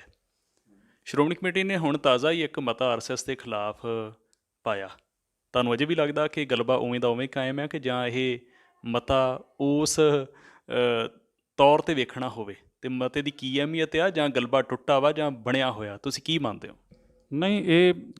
ਸ਼੍ਰੋਮਣੀ ਗੁਰਦੁਆਰਾ ਪ੍ਰਬੰਧਕ ਕਮੇਟੀ ਵੱਲੋਂ ਮੌਜੂਦਾ ਹਾਲਾਤ ਦੇ ਵਿੱਚ ਜਿਹੜਾ ਕਿ ਜੋ ਵੀ ਕਦਮ ਚੁੱਕਿਆ ਜਾਂਦਾ ਉਹਦਾ ਜਿਹੜਾ ਕਿ ਉਹਦੇ ਪਿੱਛੇ ਧਰਮ ਘੱਟ ਹੁੰਦਾ ਅਤੇ ਰਾਜਨੀਤੀ ਜ਼ਿਆਦਾ ਹੁੰਦੀ ਆ। ਇਸ ਵੇਲੇ ਜਿਹੜਾ ਕਿ ਪੰਜਾਬ ਦੇ ਅੰਦਰ ਹਾਲਾਤ ਜਿਹੜੇ ਨੇ ਕਿ ਜਿਹੜਾ ਗਰੁੱਪ ਜਿਹੜਾ ਸ਼੍ਰੋਮਣੀ ਗੁਰਦੁਆਰਾ ਪ੍ਰਬੰਧਕ ਕਮੇਟੀ ਦੇ ਉੱਤੇ ਕਾਬਜ਼ ਆ ਵੀ ਉਹਦਾ ਹੀ ਲੰਮੇ ਸਮੇਂ ਤੋਂ ਜਿਹੜੀ ਆ ਕਿ RSS ਦੀ ਜਿਹੜੀ ਇੱਕ ਰਾਜਸੀ ਜਮਾਤ BJP ਨਾਲ ਉਹਦਾ ਗੱਠਜੋੜ ਜਿਹੜਾ ਕਿ ਚੱਲਿਆ ਆਉਂਦਾ ਸੀ, ਉਹ ਥੋੜ੍ਹਾ ਚਿਰ ਪਹਿਲਾਂ ਹੀ ਜਿਹੜਾ ਕਿ ਉਹ ਗੱਠਜੋੜ ਅਸੀਂ ਦੇਖਿਆ ਕਿ ਉਹ ਟੁੱਟਿਆ। ਅਤੇ ਇਹ ਗਰੁੱਪ ਜਿਹੜਾ ਸਿੱਧੇ ਤੌਰ 'ਤੇ ਅਸੀਂ ਕਹਿ ਸਕਦੇ ਹਾਂ ਕਿ ਬਾਦਲ ਪਰਿਵਾਰ ਵੀ ਇਹਦੀ ਇੱਕ ਪਾਲਿਸੀ ਰਹੀ ਆ ਕਿ ਇਹ ਹਮੇਸ਼ਾ ਜਿਹੜਾ ਕਿ ਜਿਸ ਵੇਲੇ ਇਹਨੇ ਇੱਕ ਡਰ ਪੈਦਾ ਕਰਨਾ ਹੁੰਦਾ ਦਿੱਲੀ ਦੇ ਹਾਕਮਾਂ ਜਾਂ BJP ਦੇ ਦਿਲ ਦੇ ਵਿੱਚ ਜਾਂ ਸੈਂਟਰ ਸਰਕਾਰ ਦੇ ਵਿੱਚ, ਅਤੇ ਉਸ ਵੇਲੇ ਇਹ ਪੰਥਕ ਬਣ ਕੇ ਆਪਣੇ ਆਪ ਨੂੰ ਦਿਖਾਉਂਦਾ, ਪੰਥਕ ਮੁੱਦਿਆਂ ਦੀ ਗੱਲ ਕਰਦਾ ਜਾਂ RSS ਵਰਗੀਆਂ ਜਿਹੜੀਆਂ ਜਥੇਬੰਦੀਆਂ ਉਹਨਾਂ ਦੇ ਖਿਲਾਫ ਬੋਲਦਾ, ਤਾਂ ਕਿ ਜਿਹੜਾ ਇੱਕ ਡਰ ਉਹਨਾਂ ਦੇ ਮਨ ਦੇ ਵਿੱਚ ਪਾਇਆ ਜਾ ਸਕੇ ਕਿ ਇਹ ਜਿਹੜਾ ਗਰੁੱਪ ਆ ਜਿਹਨੂੰ ਇੰਨੇ ਲੰਮੇ ਯਤਨਾਂ ਦੇ ਨਾਲ ਜਿਹੜਾ ਕਿ ਅਸੀਂ ਆਪਣੇ ਪਾਲੇ ਦੇ ਵਿੱਚ ਲਿਆਂਦਾ, ਇਹਨੂੰ ਪਾਲਿਆ ਅਤੇ ਇਹਦੇ ਤੋਂ ਸਿੱਖੀ ਦੀਆਂ ਜੜ੍ਹਾਂ ਵੱਢਣ ਲਈ ਇਹਨਾਂ ਤੋਂ ਕੰਮ ਲਿਆ, ਵੀ ਉਹ ਗਰੁੱਪ ਜਿਹੜਾ ਕਿ ਫਿਰ ਦੁਬਾਰਾ ਜਿਹੜਾ ਲੱਗਦਾ ਕਿ ਪੰਥਕ ਸਭਾ ਵੱਲ ਪਰਤ ਰਿਹਾ। ਅਤੇ ਇਹ ਇਸ ਪਾਲਿਸੀ ਦੇ ਵਿੱਚੋਂ ਮੈਂ ਸਮਝਦਾ ਕਿ ਜਿਹੜਾ RSS ਦੇ ਖਿਲਾਫ ਤੁਸੀਂ ਕਹਿ ਰਹੇ ਹੋ ਕਿ ਇਹਨੇ ਜਿਹੜਾ ਇਸ 'ਤੇ ਕੀ ਸਿਆਸੀ ਕਾਰਨ ਮੰਨਦੇ ਹੋ? ਬਿਲਕੁਲ ਇਹ ਸਿਆਸੀ ਕਾਰਨ ਹੈ। ਇਹਦੇ ਵਿੱਚ ਅੱਜ ਜੇ ਅਸੀਂ ਦੇਖੀਏ ਕਿ ਸੈਂਟਰ ਦੀ BJP ਸਰਕਾਰ ਜਿਹੜੀ ਹੈ ਇਹ ਕਿਸੇ ਵੀ ਤਰੀਕੇ ਜਿਹੜਾ ਕਿ ਬਾਦਲ ਦਲ ਨੂੰ ਪਲੋਸ ਕੇ ਫਿਰ ਆਪਣੇ ਨਾਲ ਜੋੜ ਲੈਂਦੀ ਹੈ, ਅਤੇ ਕਈ ਤਰ੍ਹਾਂ ਦੀਆਂ ਜਿਹੜੀਆਂ ਕਿ ਕੁਰਸੀਆਂ ਵਜ਼ੀਰੀਆਂ ਜਿਹੜੀਆਂ ਇਹਨਾਂ ਨੂੰ ਦੇ ਦਿੰਦੀ ਹੈ। ਅਤੇ ਇਹ ਜਿਹੜਾ RSS ਦੇ ਖਿਲਾਫ ਜਿਹੜਾ ਤੁਸੀਂ ਕਹਿ ਰਹੇ ਹੋ ਕਿ ਸ਼੍ਰੋਮਣੀ ਕਮੇਟੀ ਨੇ ਬਿਆਨ ਦਿੱਤਾ ਜਾਂ ਮਤਾ ਪਾਸ ਕੀਤਾ, ਵੀ ਇਹ ਸਾਰਾ ਕੁਛ ਜਿਹੜਾ ਉੱਤੇ ਫਿਰ ਤੁਸੀਂ ਦੇਖੋਗੇ ਕਿ ਜਿਹੜੀਆਂ RSS ਦੇ ਹੱਕ ਵਿੱਚ ਜਿਹੜੀਆਂ ਵੀ ਇਹਨਾਂ ਦੀਆਂ ਜੋ ਚੱਲਦੀਆਂ ਪਾਲਿਸੀਆਂ ਉਹ ਦੁਬਾਰਾ ਫਿਰ ਉਸੇ ਤਰ੍ਹਾਂ ਸ਼ੁਰੂ ਹੋ ਜਾਣਗੀਆਂ। ਸੋ ਇਹ ਗੱਲਾਂ ਜਿਹੜੀਆਂ ਕਰ ਰਹੇ ਆ ਬੜੀਆਂ ਗੰਭੀਰ ਆ, ਅੱਜ ਦੇ ਸਮੇਂ ਦੇ ਵਿੱਚ ਕਰਨੀਆਂ ਚਾਹੀਦੀਆਂ ਨੇ। ਸਾਡੇ ਤੋਂ ਇਲਾਵਾ ਜਿਹੜਾ ਵੀ ਕੋਈ ਸੱਜਣ ਕਰਦਾ ਹੋਵੇ ਗੱਲਾਂ, ਉਹਨਾਂ ਨੂੰ ਮੁਬਾਰਕ, ਪਰ ਇਹ ਗੱਲਾਂ ਬਹੁਤ ਘੱਟ ਸੁਣਨ ਨੂੰ ਮਿਲਦੀਆਂ। ਆਰਐਸਐਸ ਬਾਰੇ ਗੱਲ ਕੀਤੀ ਜਾਂਦੀ ਹੈ ਸਿਰਫ ਦੋਸ਼ਾਂ ਆਧਾਰਿਤ। ਅਸੀਂ ਉਸ ਦੋਸ਼ਾਂ ਨੂੰ ਖੋਲ੍ਹ ਕੇ ਰੱਖ ਰਹੇ ਹਾਂ ਕਿ ਆਰਐਸਐਸ ਜਿਹੜੀ ਆ ਉਹ ਕਿਸ ਤਰ੍ਹਾਂ ਸਿੱਖ ਪੰਥ ਦਾ ਨੁਕਸਾਨ ਕਰ ਰਹੀ ਆ, ਕਿਸ ਤਰ੍ਹਾਂ ਸਿੱਖ ਕੌਮ ਦੇ ਮਹਾਨ ਸ਼ਹੀਦਾਂ ਬਾਰੇ, ਜਾਂ ਸਿੱਧੇ ਤੌਰ 'ਤੇ ਕਹਿ ਲਈਏ ਤੇ ਸਿੱਖੀ ਦੇ ਵਿੱਚ ਕਿਵੇਂ ਦਖਲ ਅੰਦਾਜ਼ੀ ਕਰ ਰਹੀ ਆ, ਉਸ ਗੱਲ ਦੇ ਅਸੀਂ ਪਿਛੋਕੜ ਵੱਲ ਗਏ। ਅਤੇ ਇੱਕ ਗੱਲ ਤਕਰੀਬਨ ਇਸ ਗੱਲਬਾਤ ਦੇ ਅੰਤ ਦੇ ਵਿੱਚ ਮੈਂ ਪੁੱਛਣਾ ਚਾਹੁੰਦਾ ਵਾਂ, ਇਸ ਵਿਸ਼ੇ ਤੋਂ ਥੋੜ੍ਹੀ ਹਟ ਕੇ ਆ, ਕਿਉਂਕਿ ਲੰਘੇ ਦਿਨੀ ਸਰਦਾਰ ਬਲਜੀਤ ਸਿੰਘ ਖਾਲਸਾ ਹੋਣੀ ਜਦੋਂ ਫੇਸਬੁੱਕ 'ਤੇ ਅਕਸਰ ਲਿਖਦੇ ਰਹਿੰਦੇ ਆ, ਚਾਹੇ ਰਸਾਲੇ 'ਚ ਵੀ ਲਿਖਦੇ ਆ ਜਾਂ ਇਹ ਸੋਸ਼ਲ ਮਾਧਿਅਮ 'ਤੇ ਲਿਖਦੇ ਆ, ਤਾਂ ਇੱਕ ਗੱਲ ਸਾਹਮਣੇ ਆਈ ਕਿ ਸਿੱਖਾਂ ਦਾ ਜਿਹੜਾ ਰੂਪ ਆ ਭਾਈ ਘਨੱਈਆ ਜੀ ਵਾਲਾ, ਉਸ ਨੂੰ ਪ੍ਰਵਾਨ ਕੀਤਾ ਜਾਂਦਾ ਜਦੋਂ ਕਿਤੇ ਜਿਹੜਾ ਕਿ ਭਲਾਈ ਦੇ ਰੂਪ 'ਚ ਹੋਵੇ ਜਾਂ ਕਹਿ ਲਓ ਦੇਗ ਦੇ ਰੂਪ 'ਚ ਹੋਵੇ। ਜਦੋਂ ਪੰਥ ਦੀ ਤੇਗ ਦੀ ਗੱਲ ਆਉਂਦੀ ਹੈ, ਪੰਥ ਦੀ ਸਿਆਸਤ ਦੀ ਗੱਲ ਆਉਂਦੀ ਆ, ਉਦੋਂ ਪੰਥ ਨੂੰ ਧੱਕਣ ਦੀ ਕੋਸ਼ਿਸ਼ ਕੀਤੀ ਜਾਂਦੀ ਆ ਜਾਂ ਬਹੁਤ ਹੀ ਵੱਖਰੀਆਂ ਨਿਗਾਹਾਂ ਦੇ ਨਾਲ ਵੇਖਿਆ ਜਾਂਦਾ। ਮੈਂ ਉਸ ਵਿਸ਼ੇ ਵੱਲ ਲੈ ਕੇ ਆਉਣਾ ਚਾਹੁੰਦਾ, ਕਿਉਂਕਿ ਇਹ ਗੱਲਬਾਤ ਵੀ ਹੋਣੀ ਜ਼ਰੂਰੀ ਆ, ਕਿਉਂਕਿ ਅੱਜ ਦੇ ਸਮੇਂ ਦੇ ਵਿੱਚ ਜਦੋਂ ਕਿ ਸਿੱਖ ਭਲਾਈ ਕਰਦਾ, ਅੱਜ ਦੇ ਸਮੇਂ ਦੇ ਵਿੱਚ ਕਰੋਨਾ ਕਾਲ ਜਿਸ ਨੂੰ ਕਿਹਾ ਜਾ ਰਿਹਾ ਵਾਰ-ਵਾਰ, ਹਫ਼ਤਾਵਰੀ ਜਾਂ ਟੁੱਟਵੇਂ ਰੂਪ ਦੇ ਵਿੱਚ ਕੁਝ ਥਾਵਾਂ ਦੇ ਉੱਤੇ ਤਾਲਾਬੰਦੀ ਹੋਈ ਆ ਜਾਂ ਕਰਫਿਊ ਵਰਗੇ ਹਾਲਾਤ ਵੀ ਕੁਝ ਥਾਵਾਂ 'ਤੇ ਹਨ। ਅਤੇ ਇਹਦੇ ਵਿਚਾਲੇ ਮੈਂ ਪੁੱਛਣਾ ਚਾਹੁੰਦਾ ਕਿ ਜਿਹੜੀਆਂ ਭਲਾਈ ਦੀ ਗੱਲ ਚੱਲਦੀ ਆ, ਉਹ ਤਾਂ ਸਿੱਖ ਨੇ ਬੇਸ਼ੱਕ ਲਗਾਤਾਰਤਾ 'ਚ ਰੱਖਣੀ ਆ, ਪਰ ਸਿੱਖ ਸੋਚ ਨੂੰ ਬਣਾਈ ਰੱਖਣ ਦੀ ਗੱਲ ਜਿਹੜੀ ਆ, ਜਾਂ ਚਾਹੇ ਆਪਣੀ ਤੇਗ ਦੀ ਜਾਂ ਰਾਜਸੀ ਹਾਲਾਤਾਂ ਦੀ ਗੱਲ, ਉਹਦੇ ਬਾਰੇ ਵੀ ਪੜਚੋਲਵੀਂ ਗੱਲ ਤੁਰਨੀ ਚਾਹੀਦੀ ਆ। ਸਿੱਖਾਂ ਦੇ ਵਿੱਚ ਸਿਰ ਜੋੜ ਕੇ ਗੱਲ ਕਰਨ ਦਾ ਵੇਲਾ ਬੜਾ ਢੁਕਵਾਂ ਵਾ, ਇਸ ਵੇਲੇ ਕਰਨੀ ਚਾਹੀਦੀ ਆ। ਮੈਂ ਮੁੜ ਸਵਾਲ 'ਤੇ ਹੀ ਆਵਾਂ, ਮੈਂ ਥੋੜ੍ਹਾ ਜਿਹਾ ਵਿਸਤਾਰ ਬੇਸ਼ੱਕ ਕੀਤਾ, ਪਰ ਭਾਈ ਘਨੱਈਆ ਵਾਲਾ ਰੂਪ ਤਾਂ ਸਿੱਖਾਂ ਦਾ ਪ੍ਰਵਾਨ ਕੀਤਾ ਜਾਂਦਾ, ਪਰ ਉਹ ਕਿਹੜਾ ਰੂਪ ਹੈ ਜਿਹੜਾ ਪ੍ਰਵਾਨ ਨਹੀਂ ਕੀਤਾ ਜਾਂਦਾ? ਜੀ ਖਾਲਸਾ ਜੀ। ਹਾਂਜੀ, ਇਹ ਅਸਲ ਵਿੱਚ ਅਸੀਂ ਜੇ ਬ੍ਰਾਹਮਣਵਾਦ ਦੀ ਗੱਲ ਜਦੋਂ ਕਰ ਰਹੇ ਹਾਂ ਨਾ, ਤੇ ਇਸ ਵੇਲੇ ਸੱਤਾ ਦੇ ਉੱਤੇ ਜਿਹੜੀ ਸੋਚ ਕਾਬਜ਼ ਆ ਉਹ ਬ੍ਰਾਹਮਣਵਾਦੀ ਸੋਚ ਆ। ਅਤੇ ਅਸੀਂ ਦੇਖਦੇ ਹਾਂ ਕਿ ਜਿਸ ਵੇਲੇ ਇਹ ਸੱਤਾ ਤੋਂ ਬਾਹਰ ਸੀ, ਖੁਦ ਜਿਹੜਾ ਕਿ ਸਮੇਂ ਦੀ ਹਕੂਮਤ ਜਿਹੜੀ ਹੈ, ਜਾਂ ਮੁਗਲ ਹਕੂਮਤ ਜਾਂ ਕੋਈ ਵੀ ਹਕੂਮਤ ਜਿਹੜੀ ਹੈ, ਵੀ ਉਹਦੇ ਜ਼ੁਲਮਾਂ ਦਾ ਜਦੋਂ ਸ਼ਿਕਾਰ ਹੁੰਦੀ ਸੀ, ਉਸ ਵੇਲੇ ਇਹਨੂੰ ਸਿੱਖਾਂ ਦੇ ਦੋਵੇਂ ਰੂਪ ਜਿਹੜੇ ਉਹ ਪ੍ਰਵਾਨ ਸੀ। ਭਾਈ ਘਨੱਈਏ ਵਾਲਾ ਰੂਪ ਵੀ, ਅਤੇ ਭਾਈ ਬਚਿੱਤਰ ਸਿੰਘ ਜਾਂ ਬਾਬਾ ਬੰਦਾ ਸਿੰਘ ਬਹਾਦਰ ਵਾਲਾ ਵੀ, ਇਹ ਦੋਨਾਂ ਨੂੰ ਪ੍ਰਵਾਨ ਕਰਦੀ ਸੀ। ਕਿਉਂਕਿ ਬਾਬਾ ਬੰਦਾ ਸਿੰਘ ਬਹਾਦਰ ਵਾਲਾ ਜਿਹੜਾ ਰੂਪ ਆ, ਵੀ ਉਹਦੇ ਵਿੱਚ ਵੀ ਇਹਨਾਂ ਨੂੰ ਪਤਾ ਸੀਗਾ ਕਿ ਇਹ ਜਿਹੜੀਆਂ ਸਮੇਂ ਦੀ ਜ਼ਾਲਮ ਹਕੂਮਤ ਆ, ਉਹਦੇ ਨਾਲ ਟੱਕਰ ਲੈ ਕੇ ਮਜ਼ਲੂਮਾਂ ਦੀ ਰਾਖੀ ਕਰਦੇ ਆ। ਅਤੇ ਉਸ ਵੇਲੇ ਇਹ ਗੱਲ ਜਿਹੜੀ ਹੈ ਕਿ ਇਹਨਾਂ ਦੇ ਹਿੱਤ ਵਿੱਚ ਜਾਂਦੀ ਸੀ, ਇਹਨਾਂ ਦੀਆਂ ਧੀਆਂ ਭੈਣਾਂ ਦੀ ਪੱਤ ਜਿਹੜੀ ਆ ਉਸ ਵੇਲੇ ਗੁਰੂ ਕਾ ਖਾਲਸਾ ਬਚਾਉਂਦਾ ਰਿਹਾ। ਪਰ ਇਸ ਵੇਲੇ ਸੱਤਾ ਦੇ ਉੱਤੇ ਖੁਦ ਕਾਬਜ਼ ਨੇ, ਅਤੇ ਇਹਨਾਂ ਨੂੰ ਪਤਾ ਕਿ ਖਾਲਸੇ ਦੀਆਂ ਰਵਾਇਤਾਂ, ਜੰਗੀ ਰਵਾਇਤਾਂ ਜਿਹੜੀਆਂ, ਵੀ ਉਹਨਾਂ ਦੇ ਉੱਤੇ ਜਦੋਂ ਖਾਲਸਾ ਪਹਿਰਾ ਦੇਊਗਾ ਅਤੇ ਉਦੋਂ ਨਿਸ਼ਾਨੇ ਦੇ ਉੱਤੇ ਜਿਹੜਾ ਕਿ ਸਾਡੀ ਹਕੂਮਤ ਹੋਊਗੀ। ਇਹੀ ਕਾਰਨ ਆ ਕਿ ਇਹ ਜਿਹੜਾ ਕਿ ਇਹ ਭਾਈ ਘਨੱਈਏ ਵਾਲਾ ਜਿਹੜਾ ਇੱਕ ਕਿਰਦਾਰ ਆ, ਵੀ ਉਹਨੂੰ ਪ੍ਰਵਾਨ ਕਰਦੀ ਹੈ ਜਿਸ ਵੇਲੇ ਆਪਣੀਆਂ ਸੰਸਥਾਵਾਂ ਜਿਹੜੀਆਂ ਨੇ, ਬੇਸ਼ੱਕ ਕਿਤੇ ਵੀ ਕੁਦਰਤੀ ਆਫਤ ਆਉਂਦੀ ਆ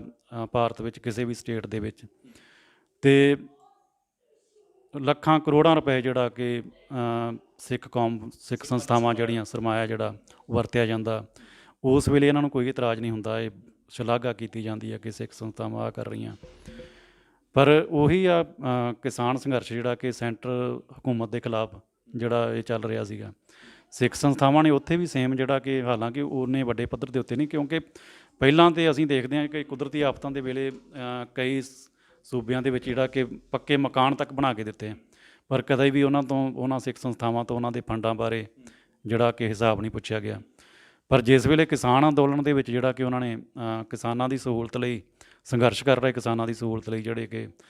ਕੁਝ ਉੱਥੇ ਭਾਵੇਂ ਟੈਂਟ ਲਾ ਦਿੱਤੇ ਜਾਂ ਕੁਝ ਪ੍ਰਬੰਧ ਕਰ ਦਿੱਤੇ, ਅਤੇ ਉਸੇ ਵੇਲੇ ਜਿਹੜਾ ਕਿ ਇਹਨਾਂ ਨੂੰ ਉਹ ਪੈ ਗਿਆ ਵੀ ਇਹਨਾਂ ਨੂੰ ਇਹ ਫੰਡ ਜਿਹੜਾ ਕਿੱਥੋਂ ਆ ਰਿਹਾ, ਅਤੇ ਇਹਨਾਂ ਦੇ ਉੱਤੇ ਨਕੇਲ ਕੱਸੀ ਜਾਵੇ, ਇਹਨਾਂ ਨੂੰ ਵਿਦੇਸ਼ ਤੋਂ ਫੰਡ ਆਉਂਦੇ, ਇਹਨਾਂ ਨੂੰ ਆਹ ਹੁੰਦਾ। ਅਤੇ ਗੱਲ ਇਹ ਆ ਕਿ ਇਹ ਜਿਸ ਵੇਲੇ ਇਹਨਾਂ ਨੂੰ ਆਪਣਾ ਠੀਕ ਬਹਿੰਦਾ, ਉਸ ਵੇਲੇ ਸਿੱਖਾਂ ਦੇ ਦੋਵੇਂ ਰੂਪ, ਸੰਤ ਵਾਲਾ ਵੀ ਅਤੇ ਸਿਪਾਹੀ ਵਾਲਾ ਵੀ ਪ੍ਰਵਾਨ ਕਰਦੇ ਆ। ਪਰ ਜਿਸ ਵੇਲੇ ਜਿਹੜਾ ਕਿ ਇਹਨਾਂ ਨੂੰ ਲੱਗਦਾ ਕਿ ਸਿਪਾਹੀ ਵਾਲਾ ਰੂਪ ਜਦੋਂ ਖਾਲਸਾ ਧਾਰਨ ਕਰਦਾ, ਉਦੋਂ ਨਿਸ਼ਾਨੇ ਦੇ ਉੱਤੇ ਅਸੀਂ ਹੋਵਾਂਗੇ, ਅਤੇ ਉਸ ਵੇਲੇ ਇਹ ਸਿੱਖ ਦਾ ਕਿਰਦਾਰ ਜਿਹੜਾ ਕਿ ਉਹ ਸੰਤ ਵਾਲਾ, ਜਿਹੜਾ ਸਮਾਜਿਕ ਸੇਵਾ ਵਾਲਾ, ਵੀ ਉਹਨੂੰ ਤਾਂ ਪ੍ਰਵਾਨ ਕਰਦੇ ਆ, ਦੂਜੇ ਨੂੰ ਜਿਹੜਾ ਕਿ ਅੱਤਵਾਦੀ ਕਹਿ ਕੇ ਜਾਂ ਵੱਖਵਾਦੀ ਕਹਿ ਕੇ ਭੰਡਿਆ ਜਾਂਦਾ। ਅਤੇ ਇਹ ਕਿਰਦਾਰ ਜਿਹੜਾ ਕਿ ਅਸੀਂ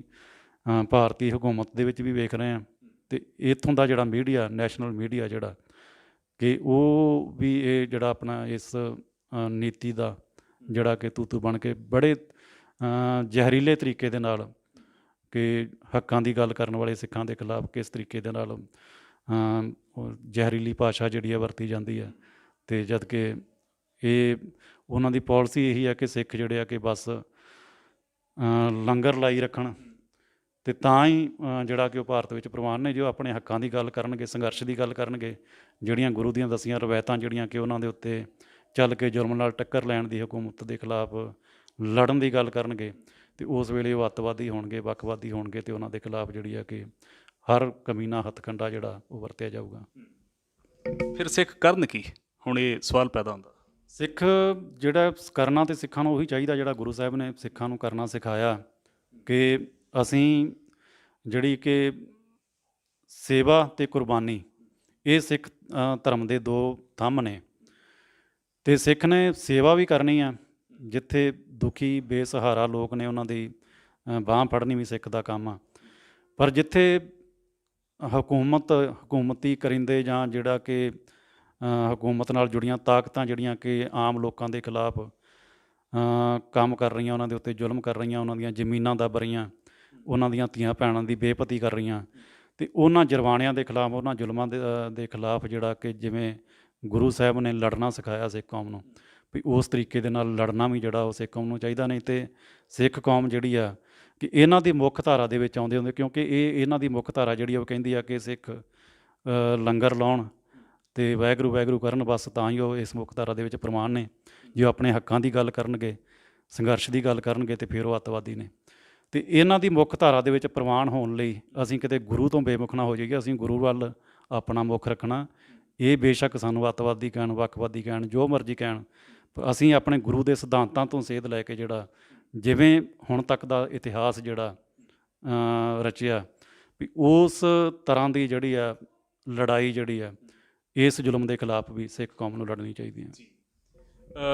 ਦੇਗ ਭਲਾ ਕਰਦੀ ਆ, ਦੇਗ ਤੇਗ ਫਤਿਹ। ਤੇਗ ਕਿਵੇਂ ਭਲਾ ਕਰਦੀ ਆ ਸਿੱਖਾਂ ਦੀ? ਹਾਂ, ਨਹੀਂ ਬਿਲਕੁਲ। ਅਸਲ ਵਿੱਚ ਜਿਹੜੀਆਂ ਕਿ ਜਰਵਾਣੀਆਂ ਤਾਕਤਾਂ, ਜਦੋਂ ਇਹ ਦੁਨੀਆ ਭਰ ਦੇ ਜਿਹੜੇ ਵਿਚਾਰਵਾਨ ਨੇ ਉਹਨਾਂ ਨੇ ਮੰਨਿਆ ਕਿ ਜ਼ੁਲਮ ਦੇ ਖਿਲਾਫ ਨਾ ਬੋਲਣਾ ਜ਼ੁਲਮ ਦੀ ਮਦਦ ਕਰਨਾ ਹੁੰਦਾ, ਅਤੇ ਜਦੋਂ ਆਮ ਲੋਕ ਜਿਹੜੇ ਆ ਕਿ ਜ਼ੁਲਮ ਦੇ ਖਿਲਾਫ ਬੋਲਣਾ ਬੰਦ ਕਰ ਦਿੰਦੇ, ਲੜਨਾ ਬੰਦ ਕਰ ਦਿੰਦੇ, ਉਸ ਵੇਲੇ ਜ਼ੁਲਮ ਕਰਨ ਵਾਲੀਆਂ ਤਾਕਤਾਂ ਅਤੇ ਹਕੂਮਤਾਂ ਜਿਹੜੀਆਂ ਵੀ ਉਹਨਾਂ ਨੂੰ ਹੋਰ ਤਾਕਤ ਮਿਲਦੀ ਆ, ਅਤੇ ਉਹਨਾਂ ਦੇ ਦੰਦ ਜਿਹੜੇ ਆ ਉਹ ਤਿੱਖੇ ਹੁੰਦੇ ਜਾਂਦੇ ਆ। ਆਮ ਜਨਤਾ, ਆਮ ਮਨੁੱਖਤਾ ਜਿਹੜੀ ਆ ਉਹਨਾਂ ਜ਼ੁਲਮਾਂ ਦੇ ਵਿੱਚ ਪਿਸਦੀ ਆ। ਅਤੇ ਇਸ ਵੇਲੇ ਇਹਨਾਂ ਹਾਲਾਤਾਂ ਦੇ ਵਿੱਚ ਸਿੱਖ ਜਦੋਂ ਤੇਗ ਚੁੱਕਦਾ, ਅਤੇ ਉਹ ਵੀ ਮਨੁੱਖਤਾ ਦੇ ਉੱਤੇ ਸਭ ਤੋਂ ਵੱਡਾ ਇੱਕ ਪਰਉਪਕਾਰ ਹੁੰਦਾ। ਇਹ ਪਰਉਪਕਾਰ ਜਿਹੜਾ ਕਿ ਗੁਰੂ ਸਾਹਿਬ ਨੇ ਖੁਦ ਵੀ ਮਨੁੱਖਤਾ ਦੇ ਉੱਤੇ ਕੀਤਾ, ਅਤੇ ਸਿੱਖਾਂ ਨੂੰ ਵੀ ਕਰਨਾ ਸਿਖਾਇਆ। ਅਤੇ ਇਸ ਕਰਕੇ ਜਿਹੜਾ ਕਿ ਇਹ ਦੇਗ ਵੀ ਜਿਹੜੀ ਆ ਕਿ ਮਨੁੱਖਤਾ ਦੀ ਭਲਾਈ ਲਈ ਜਿਹੜੀ ਚੱਲਦੀ ਆ, ਅਤੇ ਸਿੱਖਾਂ ਦੀ ਤੇਗ ਜਿਹੜੀ ਆ ਉਹ ਵੀ ਮਨੁੱਖਤਾ ਦੀ ਭਲਾਈ ਲਈ ਚੱਲਦੀ ਹੈ। ਇਹਦਾ ਇਤਿਹਾਸ ਜਿਹੜਾ ਉਹ ਗਵਾਹ, ਅਤੇ ਇਸ ਤਰ੍ਹਾਂ ਦੇ ਇਤਿਹਾਸ ਦੀਆਂ ਪੈੜਾਂ ਦੇ ਉੱਤੇ ਚੱਲ ਕੇ ਜਿਹੜਾ ਕਿ ਸਿੱਖਾਂ ਨੂੰ ਨਿੱਤ ਨਵਾਂ ਜਿਹੜਾ ਕਿ ਆਪਣਾ ਇਤਿਹਾਸ, ਨਵੇਂ ਤੋਂ ਨਵਾਂ ਇਤਿਹਾਸ ਜਿਹੜਾ ਕਿ ਉਹ ਫਤਿਹ ਦੇ ਰੂਪ ਵਿੱਚ ਉਹ ਸਿਰਜਦੇ ਰਹਿਣਾ ਚਾਹੀਦਾ। ਸੋ ਇਹ ਜਿਹੜੀ ਗੱਲਬਾਤ ਆ ਸਰਦਾਰ ਬਲਜੀਤ ਸਿੰਘ ਖਾਲਸਾ, ਜਿਹੜੇ ਅੰਮ੍ਰਿਤਸਰ ਤੋਂ ਸ਼ਬਦ ਰਸਾਲਾ ਵੰਗਾਰ ਦੇ ਸੰਪਾਦਕ ਨੇ, ਉਹਨਾਂ ਨਾਲ ਕੀਤੀ। ਇਹ ਗੱਲ ਸਿੱਖ ਫਲਸਫੇ ਦੇ ਆਧਾਰ 'ਤੇ ਆ। ਗੁਰੂ ਤੇਗ ਬਹਾਦਰ ਸਾਹਿਬ ਜੀ ਮਹਾਰਾਜ ਦੀ ਸ਼ਹਾਦਤ, ਉਹਨਾਂ ਦੇ ਆਗਮਨ ਤੋਂ ਲੈ ਕੇ ਸ਼ਹਾਦਤ ਤੱਕ ਦੀਆਂ ਕੁਝ ਸੰਖੇਪ ਗੱਲਾਂ ਅਸੀਂ ਸਿੱਖ ਨੁਕਤਾ ਨਿਗਾਹ ਨਾਲ ਕੀਤੀਆਂ। ਆਖਰ ਦੇ ਵਿੱਚ ਜਦੋਂ ਸਿੱਖ ਇਹਦੇ ਵਿਚਾਲੇ ਵੀ ਇਹ ਵੀ ਗੱਲਾਂ ਹੋਈਆਂ ਕਿ ਜਿਹੜੀਆਂ ਹਿੰਦੂਤਵੀ ਤਾਕਤਾਂ ਨੇ ਉਹ ਸਿੱਖਾਂ ਦੇ ਇਤਿਹਾਸ ਨੂੰ ਕਿਵੇਂ ਆਪਣੇ ਨਜ਼ਰੀਏ ਨਾਲ ਪੇਸ਼ ਕਰਦੀਆਂ, ਅਤੇ ਸਿੱਖਾਂ ਦਾ ਹਿੰਦੂਕਰਨ ਕਰਨ ਦੇ ਲਈ ਉਹ ਕਿਵੇਂ ਬਿਹਬਲ ਨੇ ਉਹ ਤਾਕਤਾਂ, ਉਹਦੇ ਬਾਰੇ ਵੀ ਗੱਲਾਂ ਚੱਲੀਆਂ। ਸਿੱਖ ਸੰਸਥਾਵਾਂ ਦਾ ਰੋਲ ਕੀ ਹੋਵੇ ਅਤੇ ਇੱਕ ਸਿੱਖ ਦਾ ਰੋਲ ਕੀ ਹੋਵੇ, ਉਹਦੇ ਬਾਰੇ ਵੀ ਕੁਝ ਹੱਦ ਤੱਕ ਨੁਕਤੇ ਅਸੀਂ ਸਾਂਝੇ ਕੀਤੇ ਆ। ਆਖਰ ਦੇ ਵਿੱਚ ਅੱਜ ਦੇ ਸਮੇਂ ਦੇ ਵਿੱਚ ਜਦੋਂ ਗੱਲ ਭਲਾਈ ਦੀ ਆ ਜਾਂਦੀ ਹੈ, ਬੇਸ਼ੱਕ ਕਰਨੀ ਚਾਹੀਦੀ ਆ, ਪਰ ਜਿਹੜਾ ਸਾਡਾ ਸਿੱਖਾਂ ਦਾ ਪਿਛੋਕੜ ਦੇ ਵਿੱਚ ਸਿਧਾਂਤ ਆ ਦੇਗ ਤੇਗ, ਅਤੇ ਉਸ ਤੋਂ ਬਾਅਦ ਜਿਹੜੀ ਮਹਾਰਾਜ ਫਿਰ ਫਤਿਹ ਬਖਸ਼ਦੇ ਆ, ਅਸੀਂ ਉਸ ਦੇ ਰਾਹੀਂ ਆ, ਉਸ ਦੇ ਰਾਹੀਂ ਬਣਨਾ ਚਾਹੀਦਾ। ਅਤੇ ਆਖਰ ਦੇ ਵਿੱਚ ਇਸ ਫਤਿਹ ਦੀ ਆਸ ਦੇ ਵਿੱਚ, ਇਹਦੇ 'ਤੇ ਪਹਿਰਾ ਦੇਣ ਦੀ ਆਸ ਦੇ ਵਿੱਚ ਤੁਹਾਡੇ ਸਾਰਿਆਂ ਤੋਂ ਆਪਣੇ ਵੀ ਆਪ ਨੂੰ ਵੀ ਅਸੀਂ ਵਿਚਾਲੇ ਸ਼ਾਮਲ ਮੰਨਦੇ ਹਾਂ। ਸੋ ਆਖਰ ਦੇ ਵਿੱਚ ਫਤਿਹ ਗਜਾਈਏ ਜੀ। ਵਾਹਿਗੁਰੂ ਜੀ ਕਾ ਖਾਲਸਾ ਵਾਹਿਗੁਰੂ ਜੀ ਕੀ ਫਤਿਹ। ਵਾਹਿਗੁਰੂ ਜੀ ਕਾ ਖਾਲਸਾ ਵਾਹਿਗੁਰੂ ਜੀ ਕੀ ਫਤਿਹ।